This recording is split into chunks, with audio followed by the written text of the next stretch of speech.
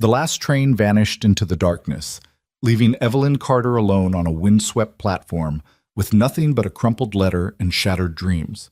Her mail-order groom never came. As midnight crept toward dawn, she faced a terrible truth. She'd traveled across 2 states to marry a stranger who had abandoned her before they'd even met. But when sunrise painted the prairie gold, a lone cowboy emerged from the mist, and everything she thought she knew about destiny was about to change. If you're watching, drop your city in the comments below. I want to see how far this story travels across the world. Stay until the end, because what happens between a forgotten bride and an unexpected cowboy will restore your faith in second chances. The November wind cut across the Wyoming prairie like a blade fresh from the forge, carrying with it the scent of sagebrush and the distant promise of snow. Evelyn Carter stood on the weather-beaten platform of Stillwater Station, her fingers clutching a letter that had long since grown damp from her nervous grip. The paper, once crisp and promising, now felt as fragile as her hope, words bleeding at the edges where her tears had fallen hours ago. "Last call for eastbound passengers."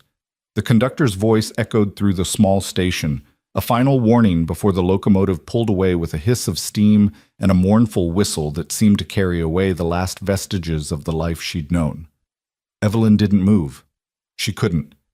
Her feet remained planted on the rough wooden planks as if they'd taken root there, as if moving would somehow make the situation more real, more permanent, more devastating. The train disappeared into the gathering darkness, its red taillight growing smaller and smaller until it became just another star in the vast Montana sky.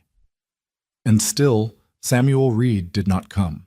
She'd memorized his letter by now, every curve of his penmanship, every promise he'd made. "Dear Miss Carter, I am a man of modest means but great ambition, seeking a woman of virtue and practical nature to build a life here in the territories. I own 50 acres of good grazing land, a sturdy cabin, and 6 head of cattle. What I lack is a partner to share in the prosperity I am building. If you are willing to take a chance on an honest man who will treat you with respect and provide for your every need, come to Stillwater Station on November 14th. I will be waiting with a ring and a promise. Yours in anticipation, Samuel Reed." November 14th had come and gone. The platform was empty. Samuel Reed was nowhere to be found. "Miss?"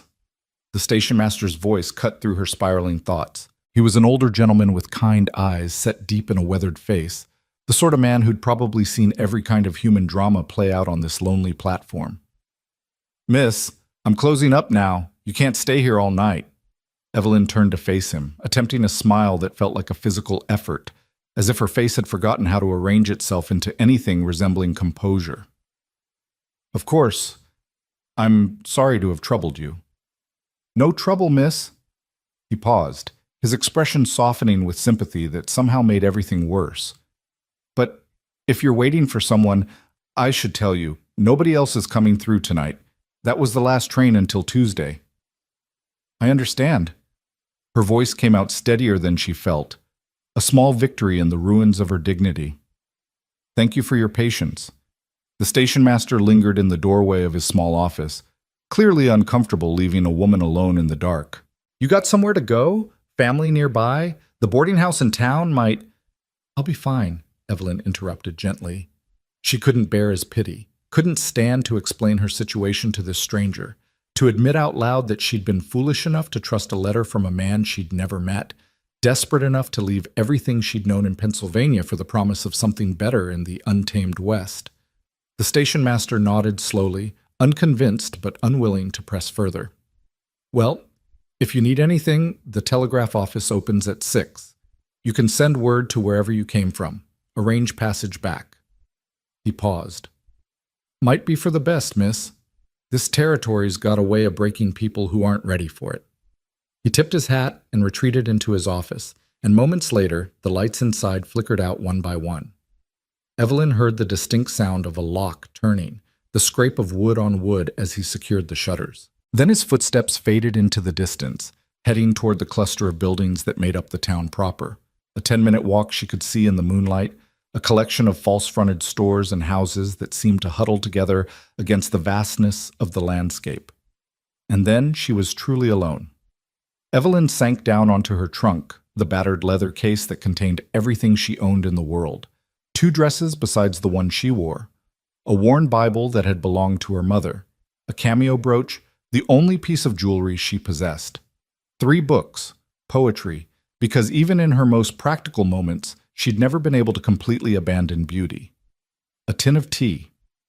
Undergarments she'd sewn herself by candlelight in the boarding house room she'd shared with 3 other working girls in Philadelphia. It wasn't much to show for 24 years of life, but it had seemed like enough when she'd boarded that train 3 days ago. Enough to start over. Enough to build something new with a man who'd promised her respect and security, if not love. The cold was settling in now, that particular bone-deep chill that comes to high desert country when the sun goes down. Evelyn pulled her thin coat tighter around her shoulders, knowing it wouldn't be enough but unable to do anything about it. Her better coat, the wool one she'd spent 2 months' wages on, had been stolen at a station in Kansas while she'd gone to fetch water. Just one more piece of bad luck in a string of disasters that had characterized this journey. Above her, the stars were emerging, thousands of them scattered across the sky with a brilliance she'd never seen back east. There was something almost violent about the beauty of it, the sheer indifference of those distant lights to her suffering. They'd been shining like this for millennia, would continue shining long after she was dust. What was one woman's disappointment measured against such vastness? "Stop it," she whispered to herself, her breath forming small clouds in the frigid air. Self-pity won't change anything. She'd learned that lesson early, growing up in an orphanage where crying only marked you as weak, where showing pain was an invitation for more of it. She'd survived by being practical, by keeping her head down and her expectations low. But somewhere along the way, Samuel Reed's letter had cracked through those careful defenses. His words had painted pictures of a different life, simple but stable, isolated but safe. A place where she might finally stop running, stop surviving, and start actually living. What a fool she'd been. Hours crawled by. Evelyn watched the moon arc across the sky, marking time by its slow progress. She should move, should walk into town and find that boarding house the station master had mentioned. But something kept her rooted to that platform, some stubborn ember of hope that refused to die completely. Maybe Samuel had been delayed. Maybe his horse had thrown a shoe, or he'd gotten lost in the dark, or there was some perfectly reasonable explanation for why he hadn't met her as promised. Even as she thought it, she knew she was lying to herself. Men didn't get lost in their own territory. They didn't forget about the arrival of a woman they'd sent for. If Samuel Reed wasn't here, it was because he'd chosen not to be. The question was why. Had he changed his mind? Had he found someone else? Had he taken one look at her stepping off that train earlier, perhaps he'd been there, watching from a distance, and decided she wasn't what he'd expected? She knew she wasn't conventionally pretty, not in the way the fashion papers showed, too thin from years of inadequate meals, too tall for most men's taste, hands rough from work, face perhaps too serious, too guarded. Or maybe it had nothing to do with her at all. Maybe Samuel Reed had never intended to follow through. Maybe this was some cruel joke, or maybe he'd died in the interim between sending his letter and today. Maybe a dozen things that had nothing to do with her worth as a human being. But knowing that intellectually didn't stop the shame from burning in her chest, didn't prevent the small voice in her head from whispering that this was somehow her fault, that she'd been marked as unwanted from birth and would carry that mark until death.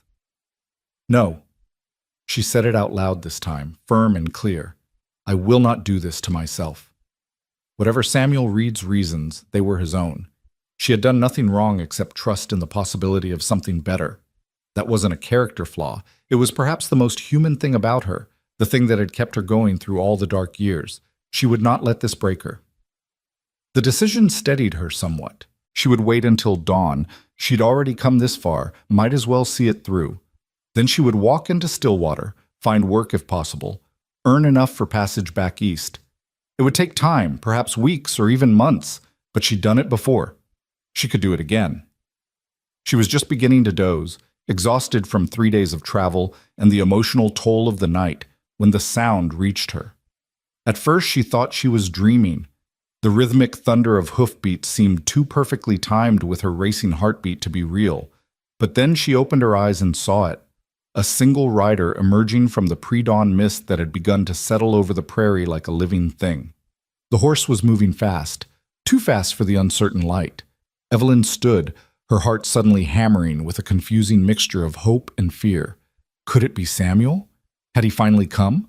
But as the rider drew closer, she could see this wasn't the approach of a man coming to meet his bride. This was someone riding with purpose, with urgency, as if the devil himself was on their heels. The horse, a beautiful paint with markings that caught the moonlight, slowed as it approached the platform. The rider sat tall in the saddle, broad-shouldered beneath a long duster coat that flapped behind him like wings. In the uncertain light, she couldn't make out his features, could only see that he was large, imposing, and currently staring at her with what seemed like confusion. "Ma'am?" His voice was deep, rough with either fatigue or surprise. "What in God's name are you doing out here alone?" It wasn't Samuel. This man's voice was different, harder, more weathered. Relief and disappointment warred in her chest. "I'm waiting for someone," she said, hating how small her voice sounded, how defensive. The rider swung down from his horse with fluid grace, and now she could see him better. He was tall, powerfully built, with dark hair that needed cutting and several days' worth of beard shadowing his jaw. His eyes, she couldn't tell their color in the dimness, were fixed on her with an intensity that made her want to step back. "You've been waiting out here all night?" It wasn't really a question. He could probably see the truth written all over her, the rumpled dress, the trunk she was sitting on, the exhaustion in every line of her body. "That's my concern, not yours." She lifted her chin, refusing to be intimidated despite the fact that he was a stranger and she was utterly alone with him in the dark. Something shifted in his expression, surprise maybe, or respect. "Fair enough. But unless your someone is a ghost, you're waiting in vain. Nobody's coming down that road until sunup at earliest, and even then—" He trailed off, seeming to think better of whatever he'd been about to say. "Then I'll wait until sunup." She met his eyes steadily, even as her heart continued its nervous dance. Everything she'd been taught about propriety, about the dangers of speaking to strange men, was screaming at her to be cautious. But she'd already crossed so many lines by coming here. What was one more? The man studied her for a long moment, and she had the unsettling sensation of being evaluated, of having her whole story read in a single glance. Finally, he spoke again. "You wouldn't be waiting for Samuel Reed, would you?" The bottom dropped out of her stomach. "You know him?" "I know of him." The stranger's jaw tightened, and even in the poor light she could see anger flash across his features. "If you're here because of him, then I'm sorry to tell you this, but you're going to be waiting a long time. Samuel Reed skipped town 5 days ago with half the savings of the folks who'd trusted him with their investments." The words hit her like physical blows. Skip town, investments, 5 days ago. "No." She shook her head, the motion almost violent. "No, he wrote to me. He had land, cattle, a cabin. He had stories," the stranger interrupted gently. "Reed was a confidence man, ma'am. Came through about 3 months back with a smooth tongue and promises of profitable ventures. Got a bunch of folks, including some who couldn't afford to lose it, to invest in his supposed cattle operation. Then last week, he cleaned out the bank account he'd set up and disappeared. Marshall's been trying to track him, but he's long gone by now." Evelyn felt the platform sway beneath her feet. Or maybe that was her, swaying, the world tilting on its axis as everything clicked into horrible place. The letter. The promises. The way Samuel had asked her to bring her savings, just $50, he'd said, to help with wedding expenses and initial supplies. $50 she'd scraped together over 2 years of working 14-hour days in a laundry, money she'd sewn into the lining of her trunk for safekeeping. She'd been Mark's, not a bride. Not even a woman to Samuel Reed, just another opportunity to steal. "Ma'am?" The stranger's voice seemed to come from far away. "You should sit down. You've gone pale." "I'm fine." The words came automatically, a reflexive lie she'd been telling her whole life. "I'm perfectly fine." "With respect, ma'am, you look like you're about to fall over." And maybe she was, because suddenly the stranger's hand was on her elbow, steadying her, guiding her back down to sit on her trunk. The touch was impersonal, careful, but it was the first gentle physical contact she'd had in weeks, and something about it broke through the careful walls she'd built around herself. "He asked me to bring money." she whispered, staring at her hands. $50. For wedding expenses. I have it in my trunk. The stranger exhaled slowly, and when she looked up, his expression was a mixture of anger and pity that made her want to scream. Then you're luckier than most. At least you still have it. The folks he conned here lost everything. Lucky. She laughed, but it came out wrong, too high and sharp. Yes, I'm very lucky. Traveled 3 days across the country to marry a man who never existed, spent the last of my money on train fare, and now I'm stranded in the middle of nowhere, with no way home and no prospects. Extremely fortunate. I didn't mean... I know what you meant. She stood abruptly, needing to move, needing to do something other than sit and absorb blow after blow. Thank you for the information. I appreciate your honesty. Now, if you'll excuse me, I need to figure out what to do next. She started to walk toward the edge of the platform, having no real destination in mind, just desperate to be away from this stranger's pity, from her own crushing humiliation. But his voice stopped her. Wait. She didn't turn around. Why? Because it's going to be dawn soon, and I can't in good conscience leave a woman alone out here when there's a perfectly good cabin about 2 miles up the canyon with hot coffee and a warm fire. Now she did turn, staring at him in disbelief. You're inviting me to your cabin? A strange man inviting a strange woman to an isolated location? Do I look that desperate? No, he said quietly. You look cold, exhausted, and betrayed. And I'm not inviting you as a strange man. I'm offering help as someone who knows what it's like to have your expectations crushed and your trust betrayed. No obligations, no expectations. Just a warm place to rest and figure out your next move. I don't even know your name. Luke Bennett. He touched the brim of his hat, a gesture so old-fashioned it was almost charming. I run a small ranch about 10 miles north of here. I was in town dealing with some legal matters related to Reed's theft. I was one of the people he stole from, and I'm heading home now. You can come with me, get warm, maybe get some sleep. In the morning, I'll bring you back to town, and you can decide what to do from there. Evelyn wanted to refuse. Every instinct screamed at her to refuse. She knew nothing about this man except his name and his connection to her supposed groom's crimes. He could be as dangerous as Samuel Reed had proven to be dishonest. He could be worse. But as she stood there in the freezing pre-dawn air, watching the eastern horizon begin to lighten from black to navy to the faintest hint of gray, she had to acknowledge several uncomfortable truths. She was exhausted beyond rational thought. She had nowhere else to go until the town woke up. She had no money for a boarding house, even if one would take her at this hour. And despite everything, despite all her reasons for caution, something in Luke Bennett's voice rang true in a way that Samuel Reed's letter never had. Maybe it was the anger she'd seen flash across his face when he'd spoken about Reed's theft. Maybe it was the careful way he'd touched her elbow, steadying her without presuming. Maybe it was simply that she'd already gambled everything on a stranger's word once tonight, and what was one more risk in a life that had already fallen apart?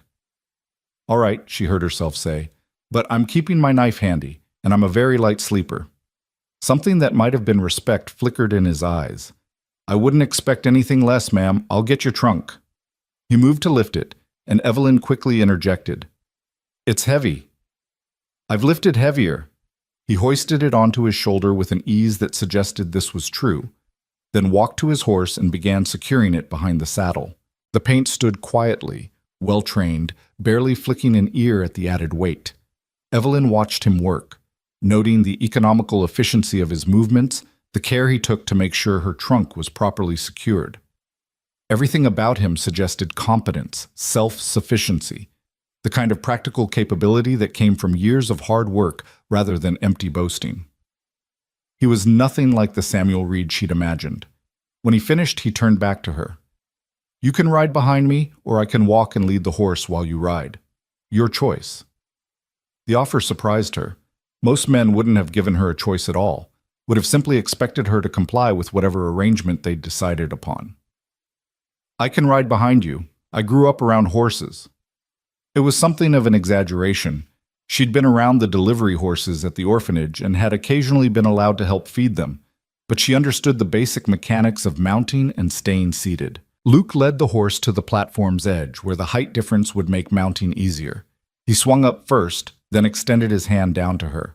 "Step up on that crate there, then take my hand." Evelyn hesitated for just a moment, staring at his outstretched hand. This was the point of no return. Once she got on that horse, she would be completely at this stranger's mercy, dependent on his goodwill and honesty in a way that terrified her. But dawn was breaking now, painting the sky in shades of pink and gold, and with the light came a strange sense of clarity. She could spend the rest of her life being afraid, being cautious, protecting herself from potential hurt.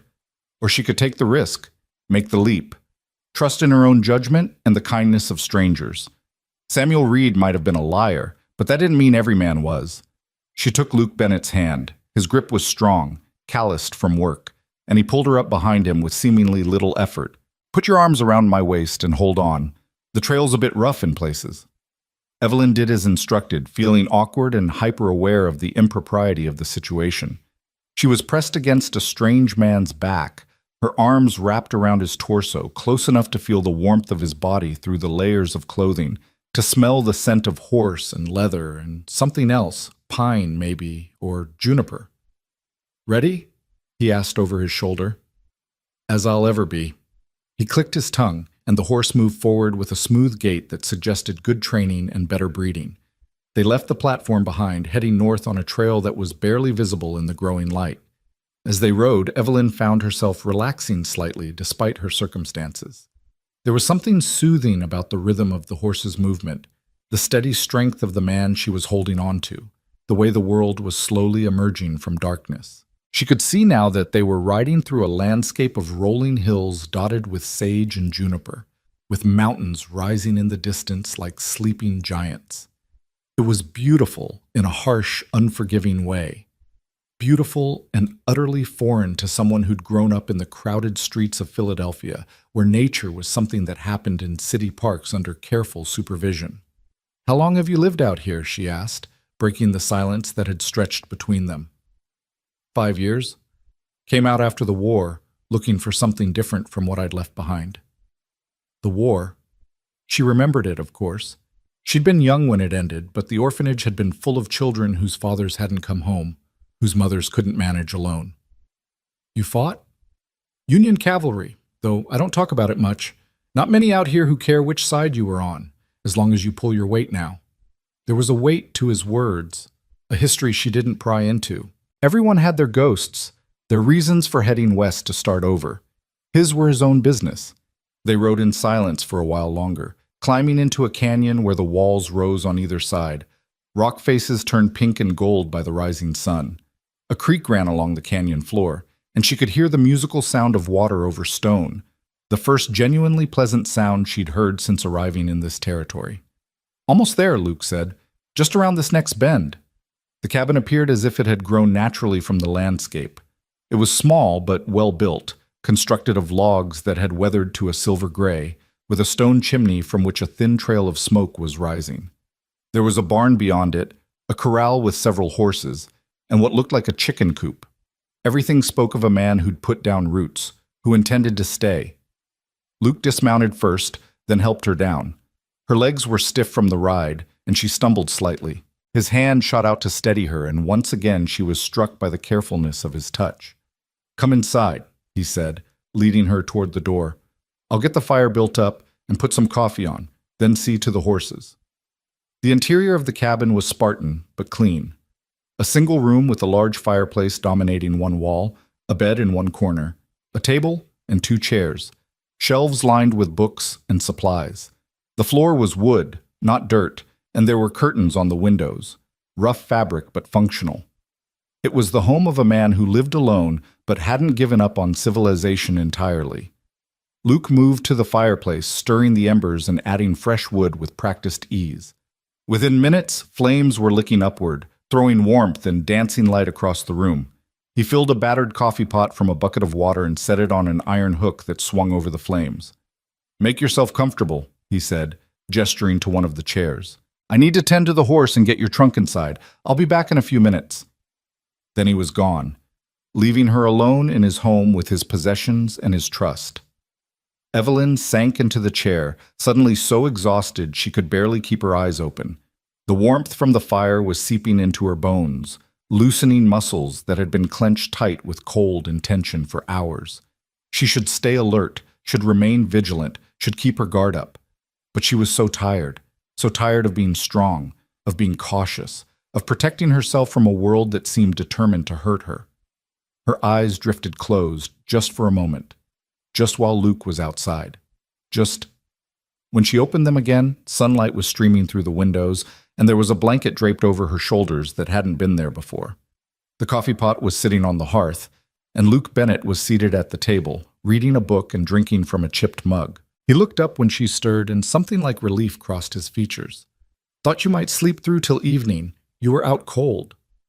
Evelyn sat up straight, embarrassment flooding through her. She'd fallen asleep in a stranger's home, let her guard down completely, violated every rule of self-preservation she'd ever learned. "I'm sorry, I didn't mean to—" "No need to apologize. You needed rest, and you're safe here. I promise you that." He stood and poured coffee into a second mug, bringing it over to her. "It's strong. Fair warning." She accepted it gratefully, wrapping her cold fingers around the warm ceramic and breathing in the bitter, wonderful scent. The first sip burned her tongue, but she didn't care. It was perfect. "Thank you," she said quietly, "for all of this. You didn't have to help me." Luke returned to his seat, his expression thoughtful. "Maybe not, but I remember what it's like to be lost and alone, to have your world fall apart and not know where to turn. Someone helped me once, when I needed it. Figured I'd pay it forward." "Who helped you?" He hesitated, and she thought he might not answer. Then, "Her name was Anna. She was supposed to be my wife. We'd been engaged before the war, promised to wait for each other. And she did wait. 4 years of not knowing if I was alive or dead. 4 years of keeping faith. When I came back, we made plans to head west together, start fresh where the war hadn't touched." He paused, staring into his coffee. "She got sick on the trail. Fever took her before we even made it to Wyoming. I didn't handle it well. I'm sorry." The words felt inadequate, but what else could she say? "It was a long time ago. But I wouldn't have survived that first year if not for some folks who took me in when I was half crazy with grief, who gave me work and purpose when I had neither. So when I see someone in trouble—" He trailed off with a shrug. They sat in silence for a moment, two wounded souls finding unexpected comfort in shared loss. Then Luke spoke again. "What about you? What made you answer Samuel Reed's letter?" Evelyn considered lying, considered crafting a more palatable version of her story. But something about the honesty of his grief deserved honesty in return. "I was desperate," she said simply. "I've been working in a laundry in Philadelphia for 6 years, 12 to 14 hours a day, 6 days a week. The pay is barely enough to survive on, and there's no future in it. I'm 24 years old and I could see my whole life stretching ahead of me, working until my hands are ruined and my back is broken, dying alone in some charity hospital when I'm too old to work anymore." She took another sip of coffee. When Samuel's letter arrived, someone had put it up on a board at the general store, advertising for potential brides. It seemed like a sign. A chance at something different, something better, or at least something that wouldn't kill me quite so slowly. "That's not desperate," Luke said quietly. "That's brave. Stupid, maybe, to trust a stranger's word, but brave nonetheless." "I don't feel very brave right now. I feel like a fool." "The two aren't mutually exclusive." He smiled slightly. "Some of the bravest people I've known have also been the biggest fools." Despite everything, Evelyn felt her lips curve upward. Was that meant to be comforting? Was it? "A little, actually." They lapsed into silence again, but it was comfortable now, the awkwardness of earlier fading into something that felt almost like companionship. Outside, she could hear birds beginning their morning songs, the distant lowing of cattle, the wind moving through the canyon. It was peaceful, dangerously peaceful, the kind of peace that made her want to stay, to linger in this moment of unexpected sanctuary. But she couldn't. She had no place here, no right to impose on Luke Bennett's hospitality any longer than absolutely necessary. "I should get back to town," she said, setting down her mug. "Figure out what to do next. Maybe find work, save up for passage back east." "That's one option," Luke agreed. Or? He seemed to be weighing his words carefully, choosing them with the same precision he'd shown in everything else. Or you could stay here for a while. Just temporarily, he added quickly, as if worried she'd misunderstand. Until you figure things out. I could use help around the place, someone to handle the cooking and cleaning, maybe tend the garden come spring. I'd pay you fair wages and you'd have a roof over your head and food to eat. It'd give you time to save up properly, decide what you really want to do. Evelyn stared at him, trying to read his intentions, searching for the hidden catch she was certain must exist. Men didn't make offers like this without expecting something in return. But his expression was open, honest, and she remembered what he'd said about someone helping him when he needed it most. Maybe he really was just paying it forward. "Why would you do that?" she asked. "You don't know me. For all you know, I could be a terrible cook or a thief or worse." "Could be," he acknowledged. "But I'm a pretty good judge of character, and I don't think you're any of those things. Besides, worst case, I'm out a few weeks of wages and you move on. Best case, we both benefit from the arrangement. Seems like a reasonable risk to me."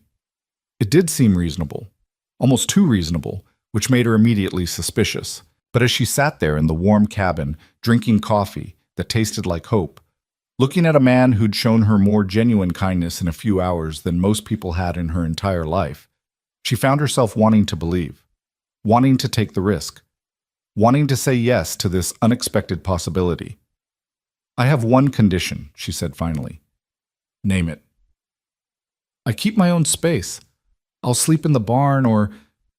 There's a root cellar out back that the previous owner half converted into a storage room. It's got a door that locks from the inside and there's enough space for a bed. It'd need some cleaning out, but it could work." "Then yes," Evelyn heard herself say. "I'll stay, temporarily." Luke nodded, something like relief flickering across his features. "Fair enough. We'll give it a month, see how it goes. If either of us wants out before then, no hard feelings." He extended his hand across the table, and after a moment's hesitation, Evelyn took it. His grip was firm, honest, the handshake of someone sealing a genuine bargain rather than setting a trap. "Thank you," she said. "I won't let you down." "I know," he replied, and the simple confidence in his voice did something strange to her chest, made her feel seen and trusted in a way she couldn't quite name. They finished their coffee as the sun climbed higher in the sky, painting the canyon walls in ever-changing shades of gold and amber. And as Evelyn sat there, in the home of a stranger who'd ridden through the dawn to save her from a night of despair, she felt something she hadn't felt in a long time. She felt hope. The root cellar turned out to be more than Evelyn had dared hope for. It was built into the hillside behind the cabin, with thick stone walls that would keep it cool in summer and insulated in winter. The previous owner had indeed started converting it.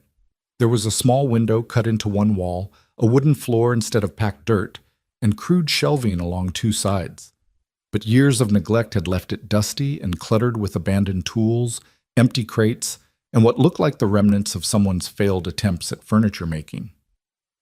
"I know it doesn't look like much," Luke said, standing in the doorway with his hands shoved in his pockets, looking almost apologetic. "But give me a few hours and I can make it livable. There's a bed frame in the barn I can bring over, and I've got extra blankets stored away." Evelyn stepped inside, running her hand along the rough stone wall. It was cold to the touch, solid, real, a space that could be hers, however temporarily. "It's perfect. Or it will be, once we clean it out." "We?" Luke raised an eyebrow. "You just traveled for 3 days straight and didn't sleep last night. You should rest."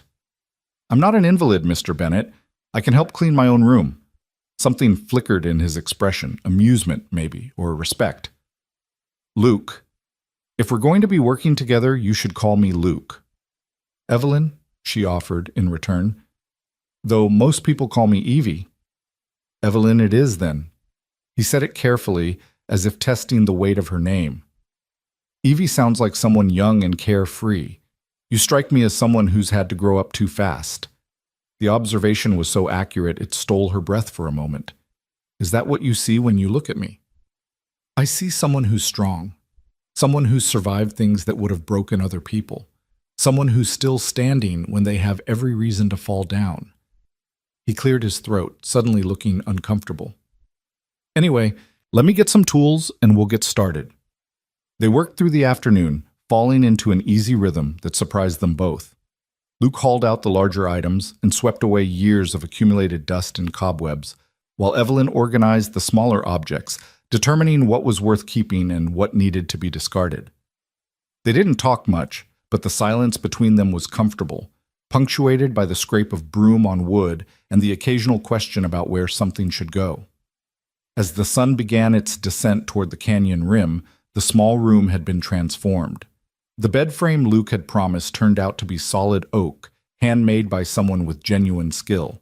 He'd fit it with a rope lattice for support and topped it with a thick mattress that smelled faintly of cedar from the chest where it had been stored.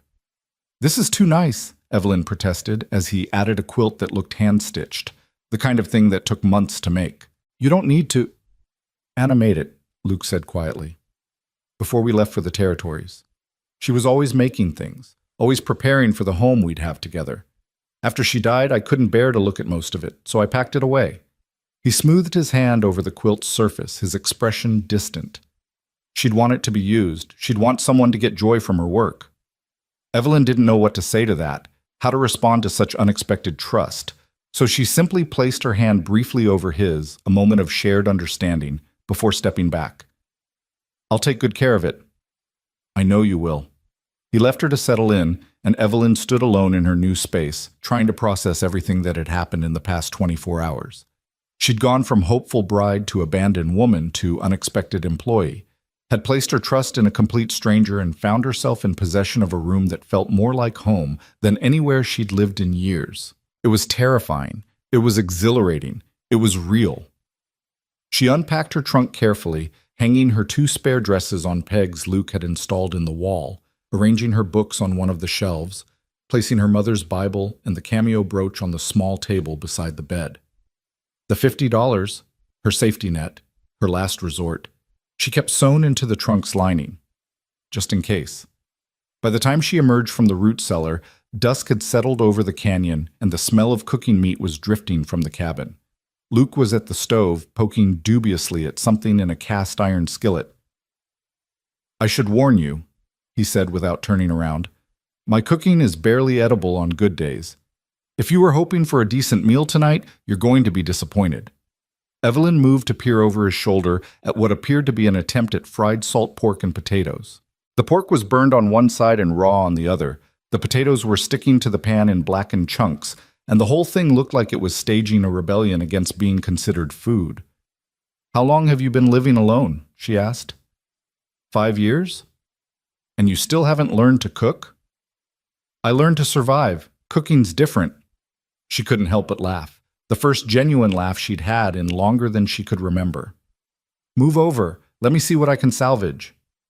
Luke stepped aside with visible relief, and Evelyn took command of the stove with the efficiency of someone who'd learned to cook in an institutional kitchen where failure meant going hungry. The pork was a lost cause, but she scraped the potatoes into a bowl, salvaged what she could, and started fresh. Within 20 minutes, she'd produced something that, while humble, was at least recognizably food. They ate at the small table, the meal punctuated by the crackle of the fire and the distant call of a nightbird. Luke ate with the focused intensity of someone who'd been living on his own bad cooking for too long, and Evelyn found herself strangely pleased by his obvious enjoyment. "This is the best meal I've had in months," he said when his plate was clean. "Maybe years. It's just potatoes and eggs. It's edible potatoes and eggs, which is more than I usually manage." He leaned back in his chair, studying her with those steady eyes. "I think this arrangement is going to work out just fine." Evelyn felt a warmth that had nothing to do with the fire. "Don't speak too soon. You haven't tasted my bread yet." "You can make bread?" "I can make a lot of things, Mr. Luke. I might not have had much in the way of advantages, but the orphanage where I grew up made sure we learned practical skills.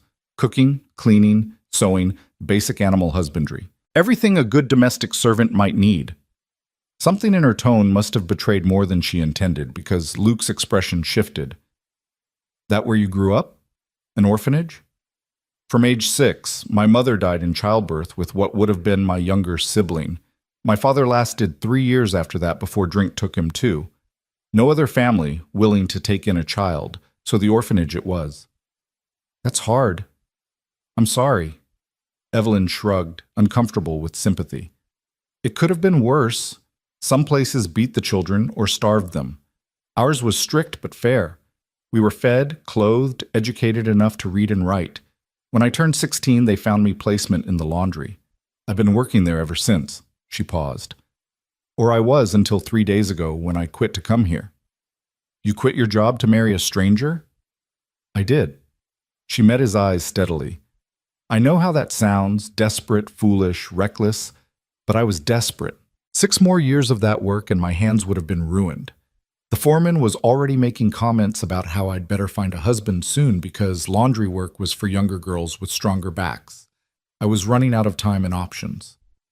So Samuel Reed's letter seemed like an answer to a prayer. More like the only door in a hallway of locked rooms. I didn't expect love or even affection. I just wanted security, safety, a chance to stop fighting quite so hard just to survive. She pushed her plate away. Shows what I know about assessing opportunities. Reed fooled a lot of people, Evelyn. Folks who'd lived here for years and thought they were good judges of character. You can't blame yourself for falling for a con man's lies. Can't I? I was so eager to believe, so desperate for something better, that I didn't ask the questions I should have asked. Didn't wonder why a man with land and cattle needed to send away for a bride. Didn't question why he asked for money. I saw what I wanted to see. Luke was quiet for a long moment. Then he said, "We all do that sometimes. See what we want to see instead of what's really there." After Anna died, I spent a year drinking and brawling and generally destroying myself because I couldn't accept that she was gone, that all our plans were just smoke. Finally got into a fight with someone twice my size and got myself beaten so bad I couldn't stand. Woke up in a stranger's barn, being tended by a man who told me I had 2 choices.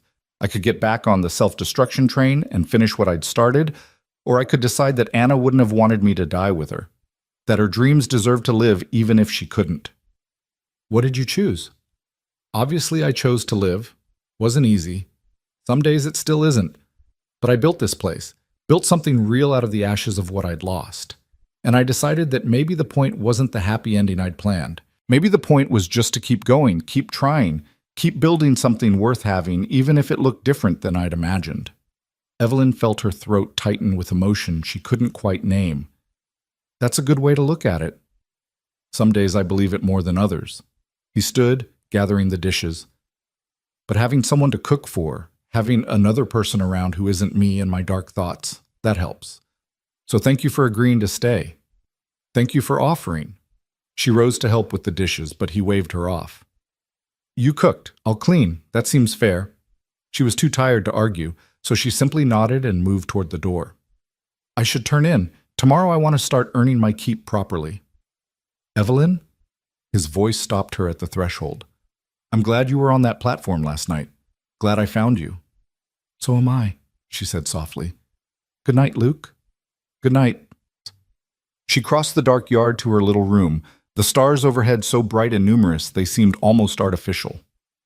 Inside, she changed into her nightgown, slipped between the sheets of Anna's quilt, and let herself finally, fully, break down. The tears came hot and silent, tears for her shattered dreams and wounded pride, for the future she'd imagined and lost, for the exhaustion and fear and desperate hope that had brought her to this strange place. But underneath the grief was something else, something new and fragile but unmistakably real. Relief, maybe, or gratitude, or the first tentative stirrings of something that might, with time, become happiness. The days that followed fell into a pattern that felt both foreign and strangely right.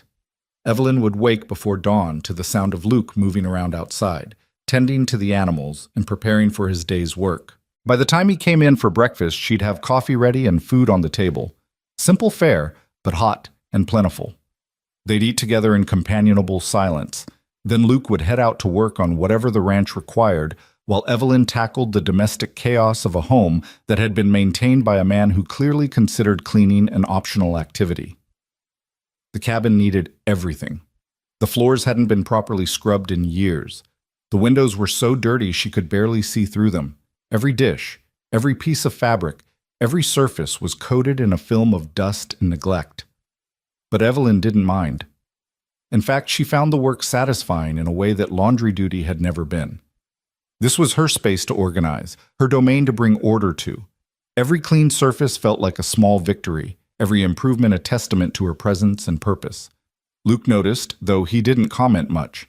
He'd just pause in the doorway, taking in the transformed space, and nod with what looked like approval before heading back to his work. But one evening, about a week into her stay, he came in to find curtains hung on the windows, curtains she'd sewn from some fabric she'd found in a trunk, working by lamplight after her other tasks were done. He stood there staring at them for so long that Evelyn began to worry she'd overstepped. "I hope you don't mind. I found the fabric in storage and thought it was going to waste, so I—" "Anna bought that fabric," he said quietly, "in Laramie, on our way west. Said she was going to make curtains for our windows once we got settled."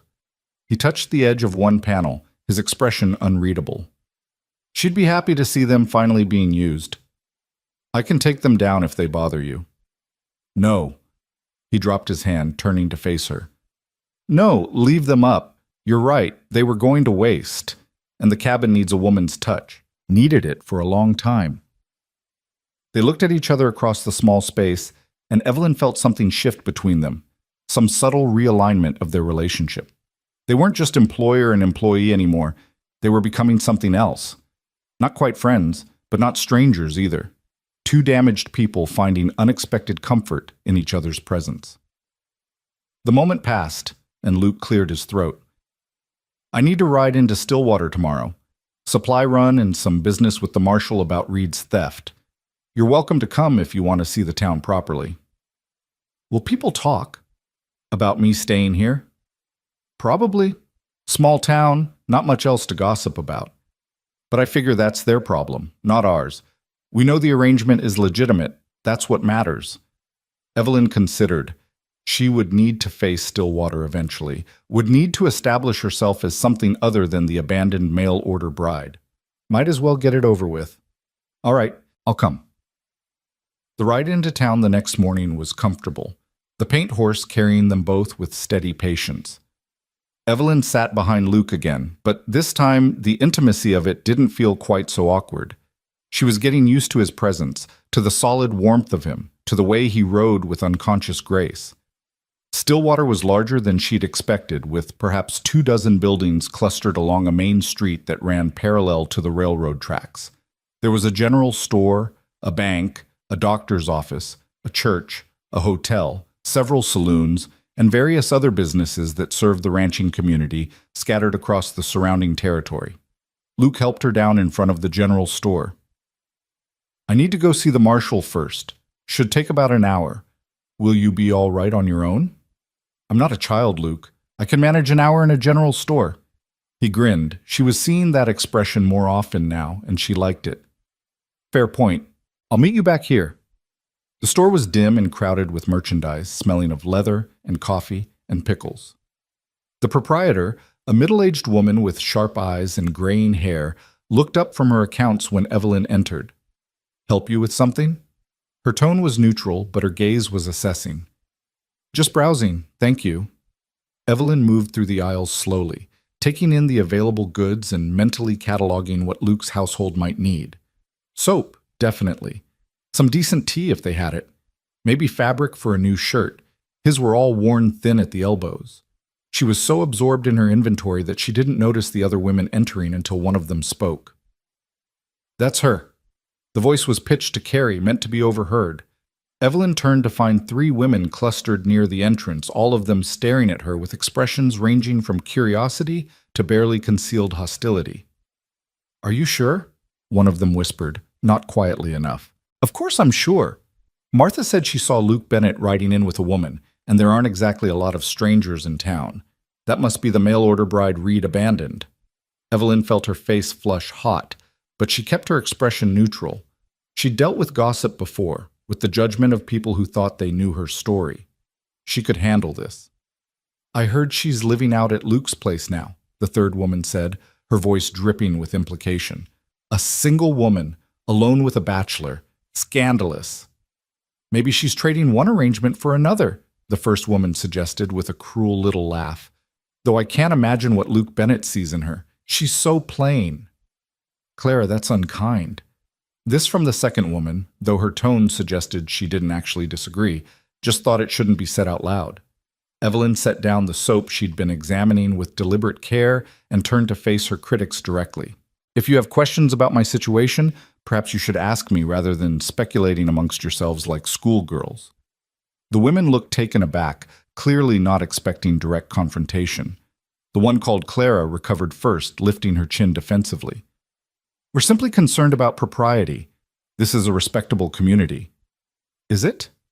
Evelyn kept her voice level, pleasant even. Because I was under the impression that a respectable community would have warned an incoming stranger about a known con man operating in their midst. Perhaps I'm mistaken about what respectability means. Direct hit. All three women flushed, and the shopkeeper made a choking sound that might have been suppressed laughter. Now see here, Clara blustered. We had no way of knowing Reed was, and I have no obligation to defend my private arrangements to strangers, Evelyn interrupted smoothly. Mr. Bennett has been nothing but honorable. I'm working as his housekeeper in exchange for room, board, and fair wages. If your minds immediately leapt to something sordid, perhaps that says more about your imagination than my character. She turned back to her shopping, heart pounding but hand steady. Behind her, she heard the women whispering furiously, then the sound of the door opening and closing as they left. The shopkeeper appeared at her elbow, her expression approving. Well handled. Those three are the worst gossips in town. Nothing better to do than tear down anyone who doesn't fit their narrow view of propriety. She extended a hand. I'm Margaret Patterson. I own this establishment with my husband. Evelyn Carter. She shook the offered hand. I'm sorry if I caused a scene. Caused a scene? You gave them exactly what they deserved. Most people just let Clara and her cronies talk because it's easier than fighting back. But they respect strength, even if they don't like it. Margaret began gathering the items Evelyn had been looking at. You're really working for Luke Bennett? I am. Good. That man's been alone too long, living like a hermit in that canyon. Could use some civilizing influence. She paused. And for what it's worth, nobody who knows Luke thinks there's anything improper going on. He's one of the most decent men in this territory. It's just the biddies who don't know him, who like to speculate. Thank you, that's kind. Just honest. Margaret tallied up the purchases. Luke has an account here. Should I add this to it? Please. While Margaret wrapped her items, the door opened again and a man entered, tall, weathered, with a tin star pinned to his vest. He nodded to Margaret, then his eyes landed on Evelyn. You must be Miss Carter. Luke mentioned you'd be in town today. I'm Marshal Tom Crawford. He removed his hat. I wanted to apologize on behalf of Stillwater for what happened with Samuel Reed. If I'd caught wind of what he was planning, I'd have tried to warn you. That's not your fault, Marshal. Reed was a professional con artist. He fooled everyone. Still doesn't sit right, a young woman being taken advantage of like that. If there's anything I can do to help you get settled, you just let me know. Actually, Evelyn said, making a sudden decision, there is something. Do you know if Reed left behind any personal effects? Letters, documents, anything that might indicate he'd contacted other women? Crawford's expression turned grim. He did, actually. Whole stack of correspondence in his room at the boarding house. Why? Because if he wrote to me, he probably wrote to others. Women who might be on their way here right now, expecting to find a groom who doesn't exist. They deserve a warning. The marshal studied her for a long moment. That's mighty thoughtful of you, considering what you've been through. Nobody deserves what I went through. If I can prevent it happening to someone else, I will. I'll bring those letters by Luke's place tomorrow. You can go through them, see if we can get word out to anyone who might be in danger. He paused.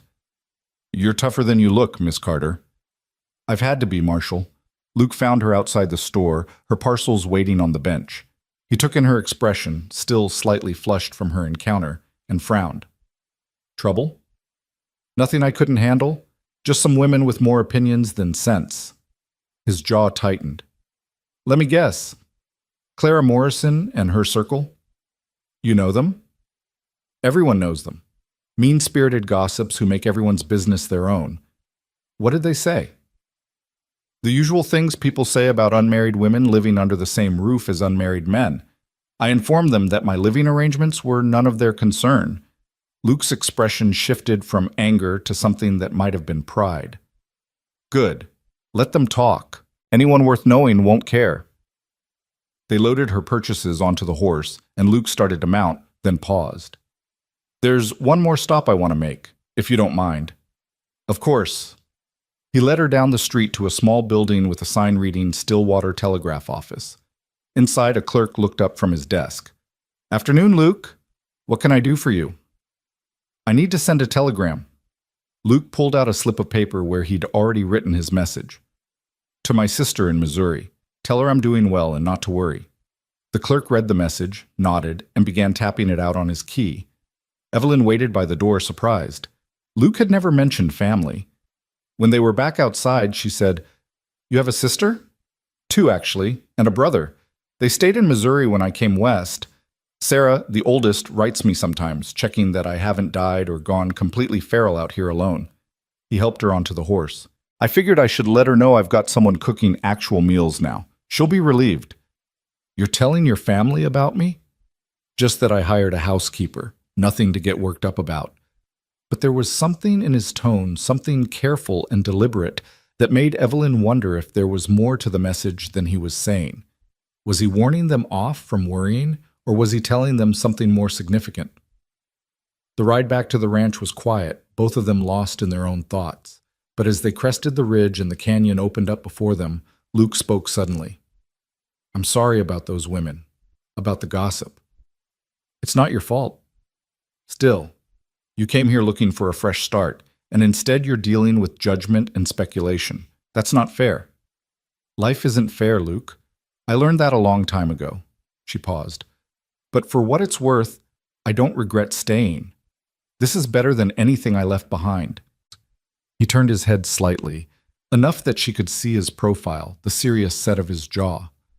I'm glad, because I don't regret asking you to stay either. These past few days, having someone to talk to, having the cabin feel like a home again, it's been good, really good. Something in Evelyn's chest tightened, warm and frightening at the same time. This was dangerous territory, these feelings that were starting to develop. She couldn't afford to confuse gratitude with something deeper, couldn't risk mistaking comfort for affection. She'd made that mistake with Samuel Reed's letter, seeing promise where there was only deception. But as they rode down into the canyon, as the setting sun painted everything gold and the wind carried the scent of juniper and possibility, she let herself feel what she was feeling without examining it too closely. Just for now. Just for this moment. Maybe that was enough. That night, Evelyn lay awake in her small room, listening to the wind whisper through the canyon and thinking about everything that had changed in such a short time. The quilt Anna had made was soft against her skin, and she found herself wondering about the woman who'd stitched it, about the dreams she'd sewn into every careful seam. Had Anna imagined a life like this? Had she pictured herself in a canyon home, waiting for her soldier to return from the day's work, building something solid and lasting in this harsh, beautiful land? The questions led to others, more dangerous ones. Questions about what Evelyn herself was building here, about whether gratitude and comfort could become something more, about whether she even wanted them to. She'd come west looking for security, not romance. Her heart had been firmly locked away, protected by layers of practicality and self-preservation. But Luke Bennett was proving difficult to keep at a distance. Every small kindness, every moment of understanding, every shared silence was wearing away at her defenses. She was still wrestling with these thoughts when sleep finally claimed her, pulling her down into dreams of trains that never arrived and cowboys who rode through endless dawns. Marshall Crawford arrived mid-morning the next day, riding up to the cabin with saddlebags that bulged ominously. Luke was out mending fence line, so Evelyn met the marshal alone, wiping flour from her hands as she stepped out to greet him. Miss Carter. He dismounted, pulling the bags down with him. Brought those letters I mentioned. There's more than I expected. Reed was running this scheme on a bigger scale than we realized. Evelyn's stomach tightened as he hefted the bags onto the porch. How many? Couple dozen, at least. Some are responses to his advertisements, some are letters he'd already sent out. The man kept copies of everything, probably so he could keep his lies straight. Crawford shook his head in disgust. I've got to get back to town, but I figured you might want to go through these, see if there's anyone we need to warn. I'll do that. Thank you, Marshal. After he left, Evelyn stood staring at the saddlebags for a long moment before carrying them inside. She spread the contents across the table, dozens of letters, some still sealed, others clearly read and reread. The handwriting varied wildly, from careful copperplate to barely legible scrawls, but the desperation underlying them all was remarkably similar. She opened the first letter, postmarked from Illinois. Dear Mr. Reed, I received your advertisement with great interest. I am a widow of 32 years with 2 young children.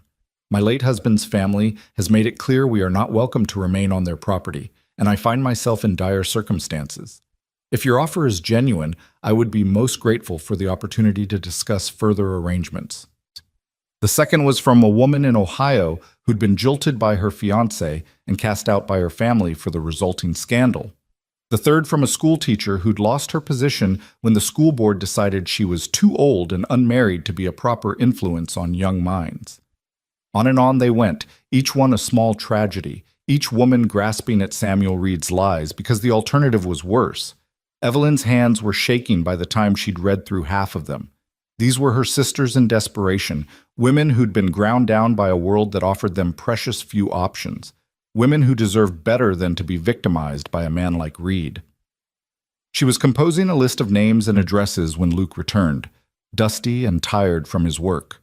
He took in the scene, the scattered letters, her pale face, the tension in her shoulders, and immediately moved to the stove to pour her a cup of coffee. That bad? He asked gently, setting the cup beside her. Worse, Luke, there are so many of them, and some of these are recent, women who might already be on their way here. He picked up one of the letters, scanning it quickly. His expression hardened. We need to contact them all, every single one. Make sure they know Reed's gone and why. That will take time, and money for telegrams. I don't care about the money. This needs to be done. He pulled out the chair across from her, sitting down heavily. How many can we reach by telegram versus mail? They worked through the afternoon, sorting letters into urgent and less urgent piles, composing careful messages that conveyed the truth without being cruel. Evelyn found herself grateful for Luke's presence, for the quiet anger in his voice that matched her own, for the way he understood without being told why this mattered so much. You're a good man, Luke Bennett, she said at one point, looking up from a particularly heartbreaking letter from a young woman with 3 children and nowhere to go. He met her eyes, and something passed between them. Recognition, respect, the beginning of something deeper. I'm just trying to do what's right, same as you. Most men wouldn't care about this, would say these women should have known better, should have been less desperate, less trusting. Then most men are fools. He leaned back in his chair.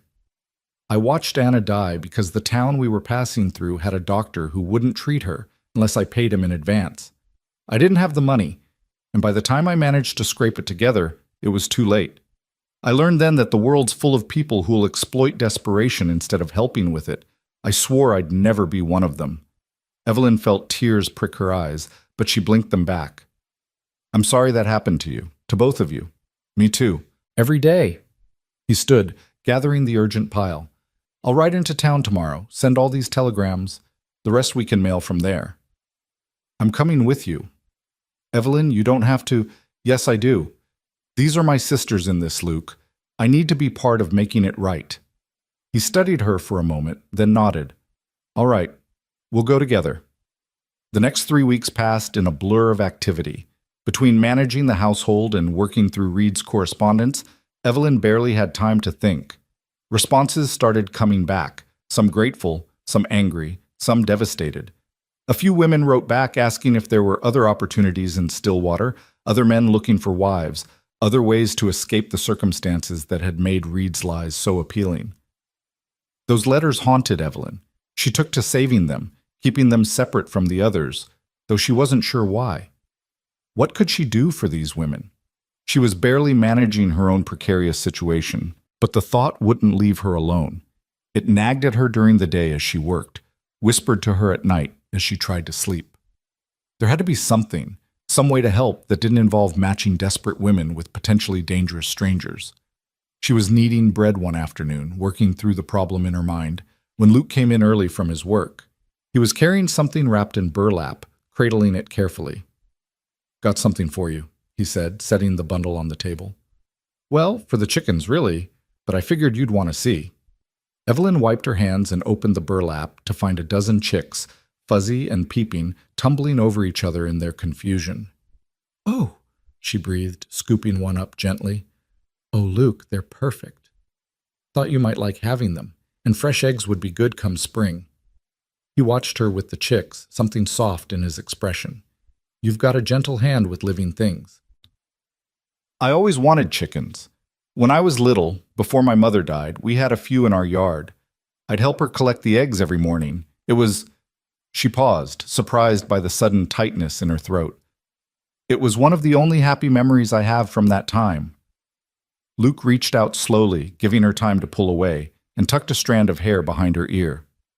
The gesture was achingly tender, and Evelyn found herself frozen, the chick still cupped in her hands, her heart hammering against her ribs. You deserve more happy memories, he said quietly.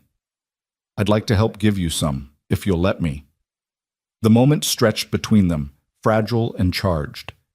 Evelyn knew she should step back, should maintain the careful distance she'd been trying to preserve. But she didn't want to.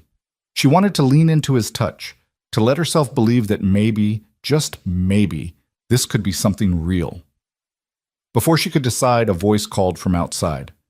Hello, the house! Luke dropped his hand and stepped back, the spell broken.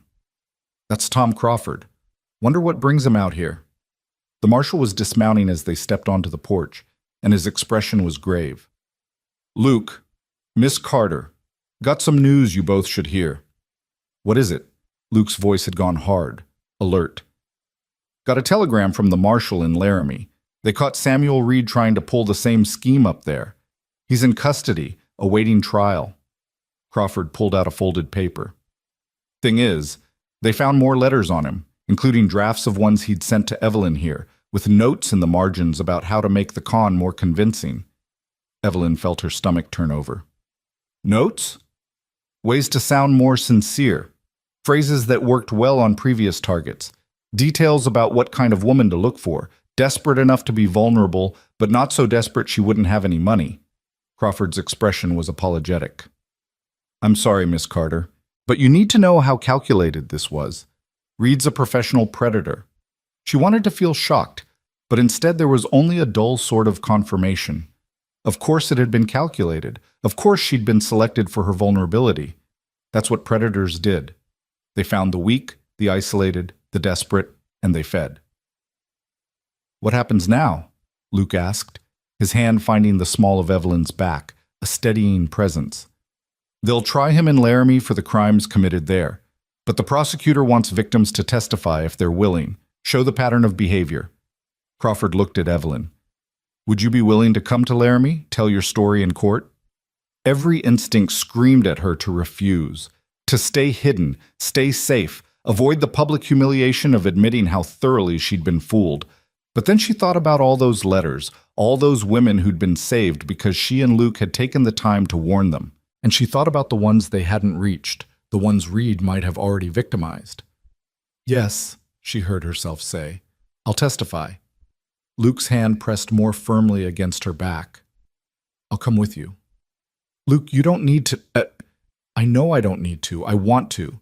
You shouldn't have to face this alone. Crawford nodded, looking relieved. Trial's set for 2 weeks from now. I'll send word when we need to leave. He paused. For what it's worth, Miss Carter, what you're doing takes courage.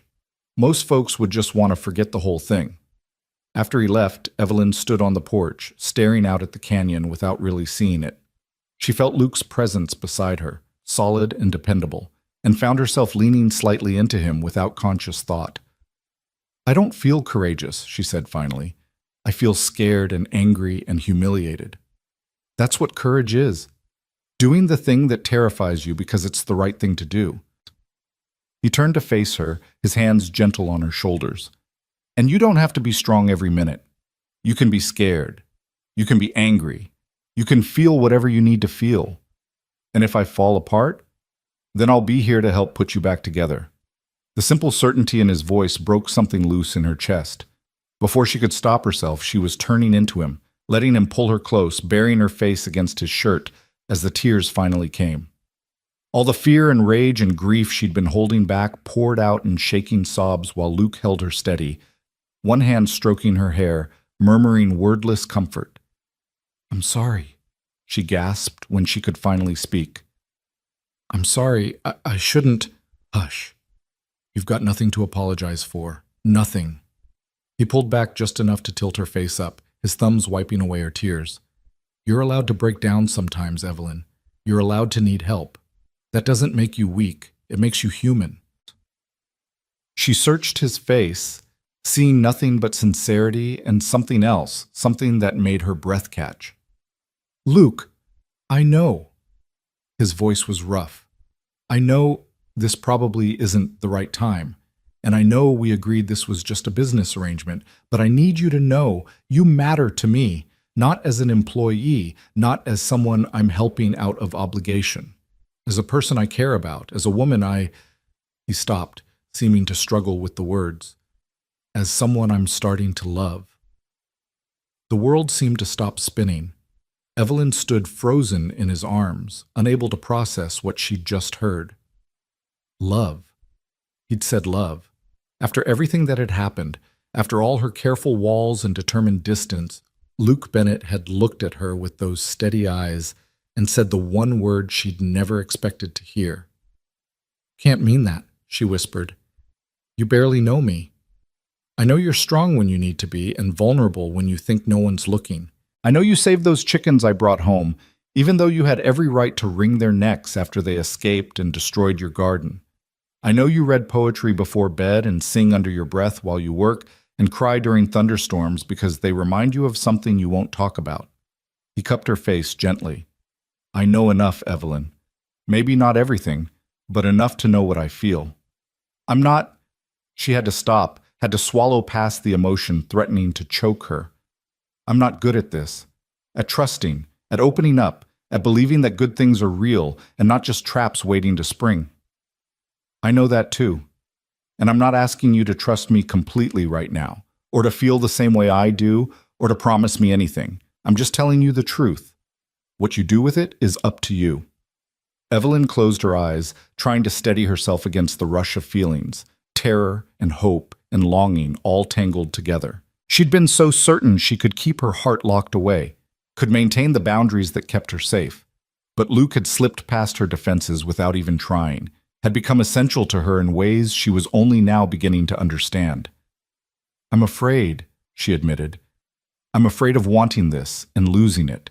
I'm afraid of being wrong again, of misreading everything, of waking up one day and finding out this was all some elaborate lie." "That's Reed talking, not your instincts. You know I'm not him." "Do I? How can I be sure?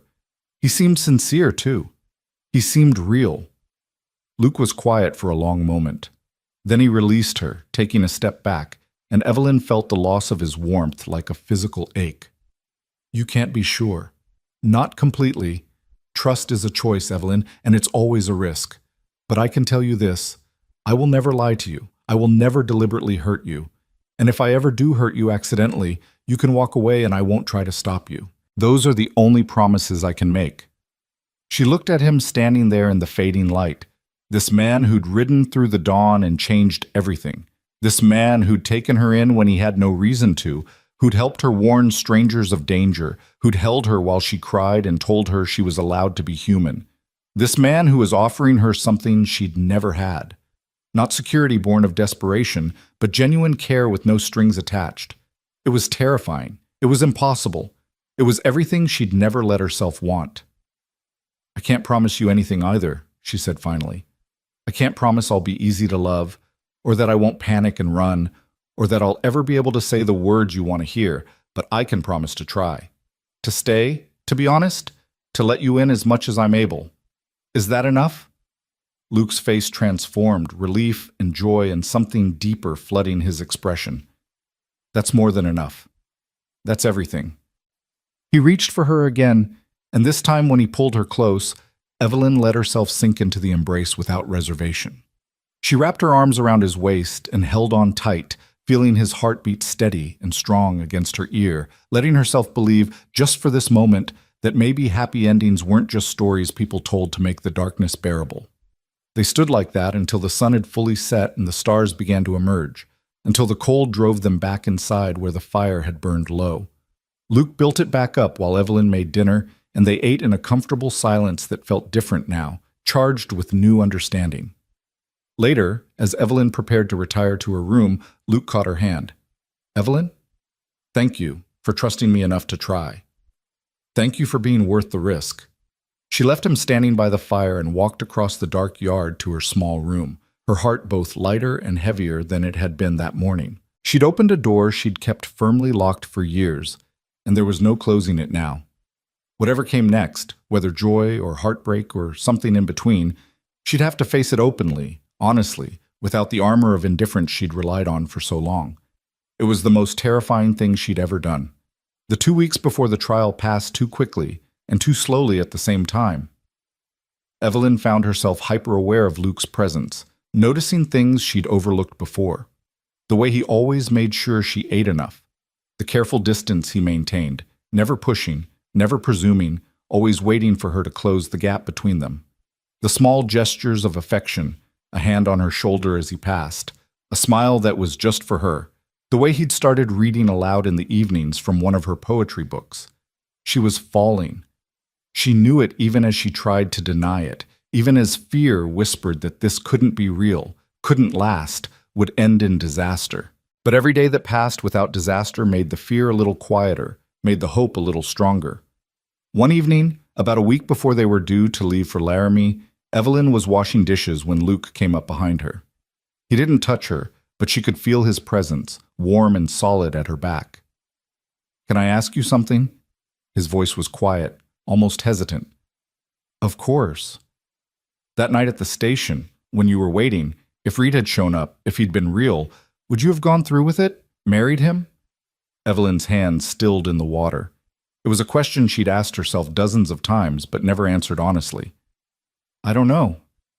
I wanted to believe I would, that I was brave enough, or desperate enough, or practical enough. But the truth is, all night long, part of me was hoping he wouldn't come, because marrying a stranger, even for security, felt like giving up the last piece of myself that was still mine. And now? The truth is, all night long, part of me was hoping he wouldn't come, because marrying a stranger, even for security, felt like giving up the last piece of myself that was still mine. And now? Now I think maybe I was waiting for the wrong thing, or the wrong person, or maybe just waiting for someone to show me that there was another option I hadn't considered." She turned to face him, her hands dripping soapy water. "Does that make sense?" "Perfect sense." Luke reached out, tucking a stray hair behind her ear in a gesture that was becoming familiar. "For what it's worth, I'm glad he didn't show up. I'm glad you were there on that platform, even though I hate that you had to go through that pain, because otherwise I'd still be here alone, half alive, going through the motions without really living. You changed that. I didn't do anything except show up and fall apart." "You showed up. That's more than most people manage. And you didn't fall apart. You kept going even when you had every reason to quit. That's strength, Evelyn. Real strength. Not the kind that pretends nothing hurts." She wanted to argue, to deflect the praise as she always did. But instead she let herself accept it, let herself believe that maybe he was right. Maybe surviving wasn't the same as giving up.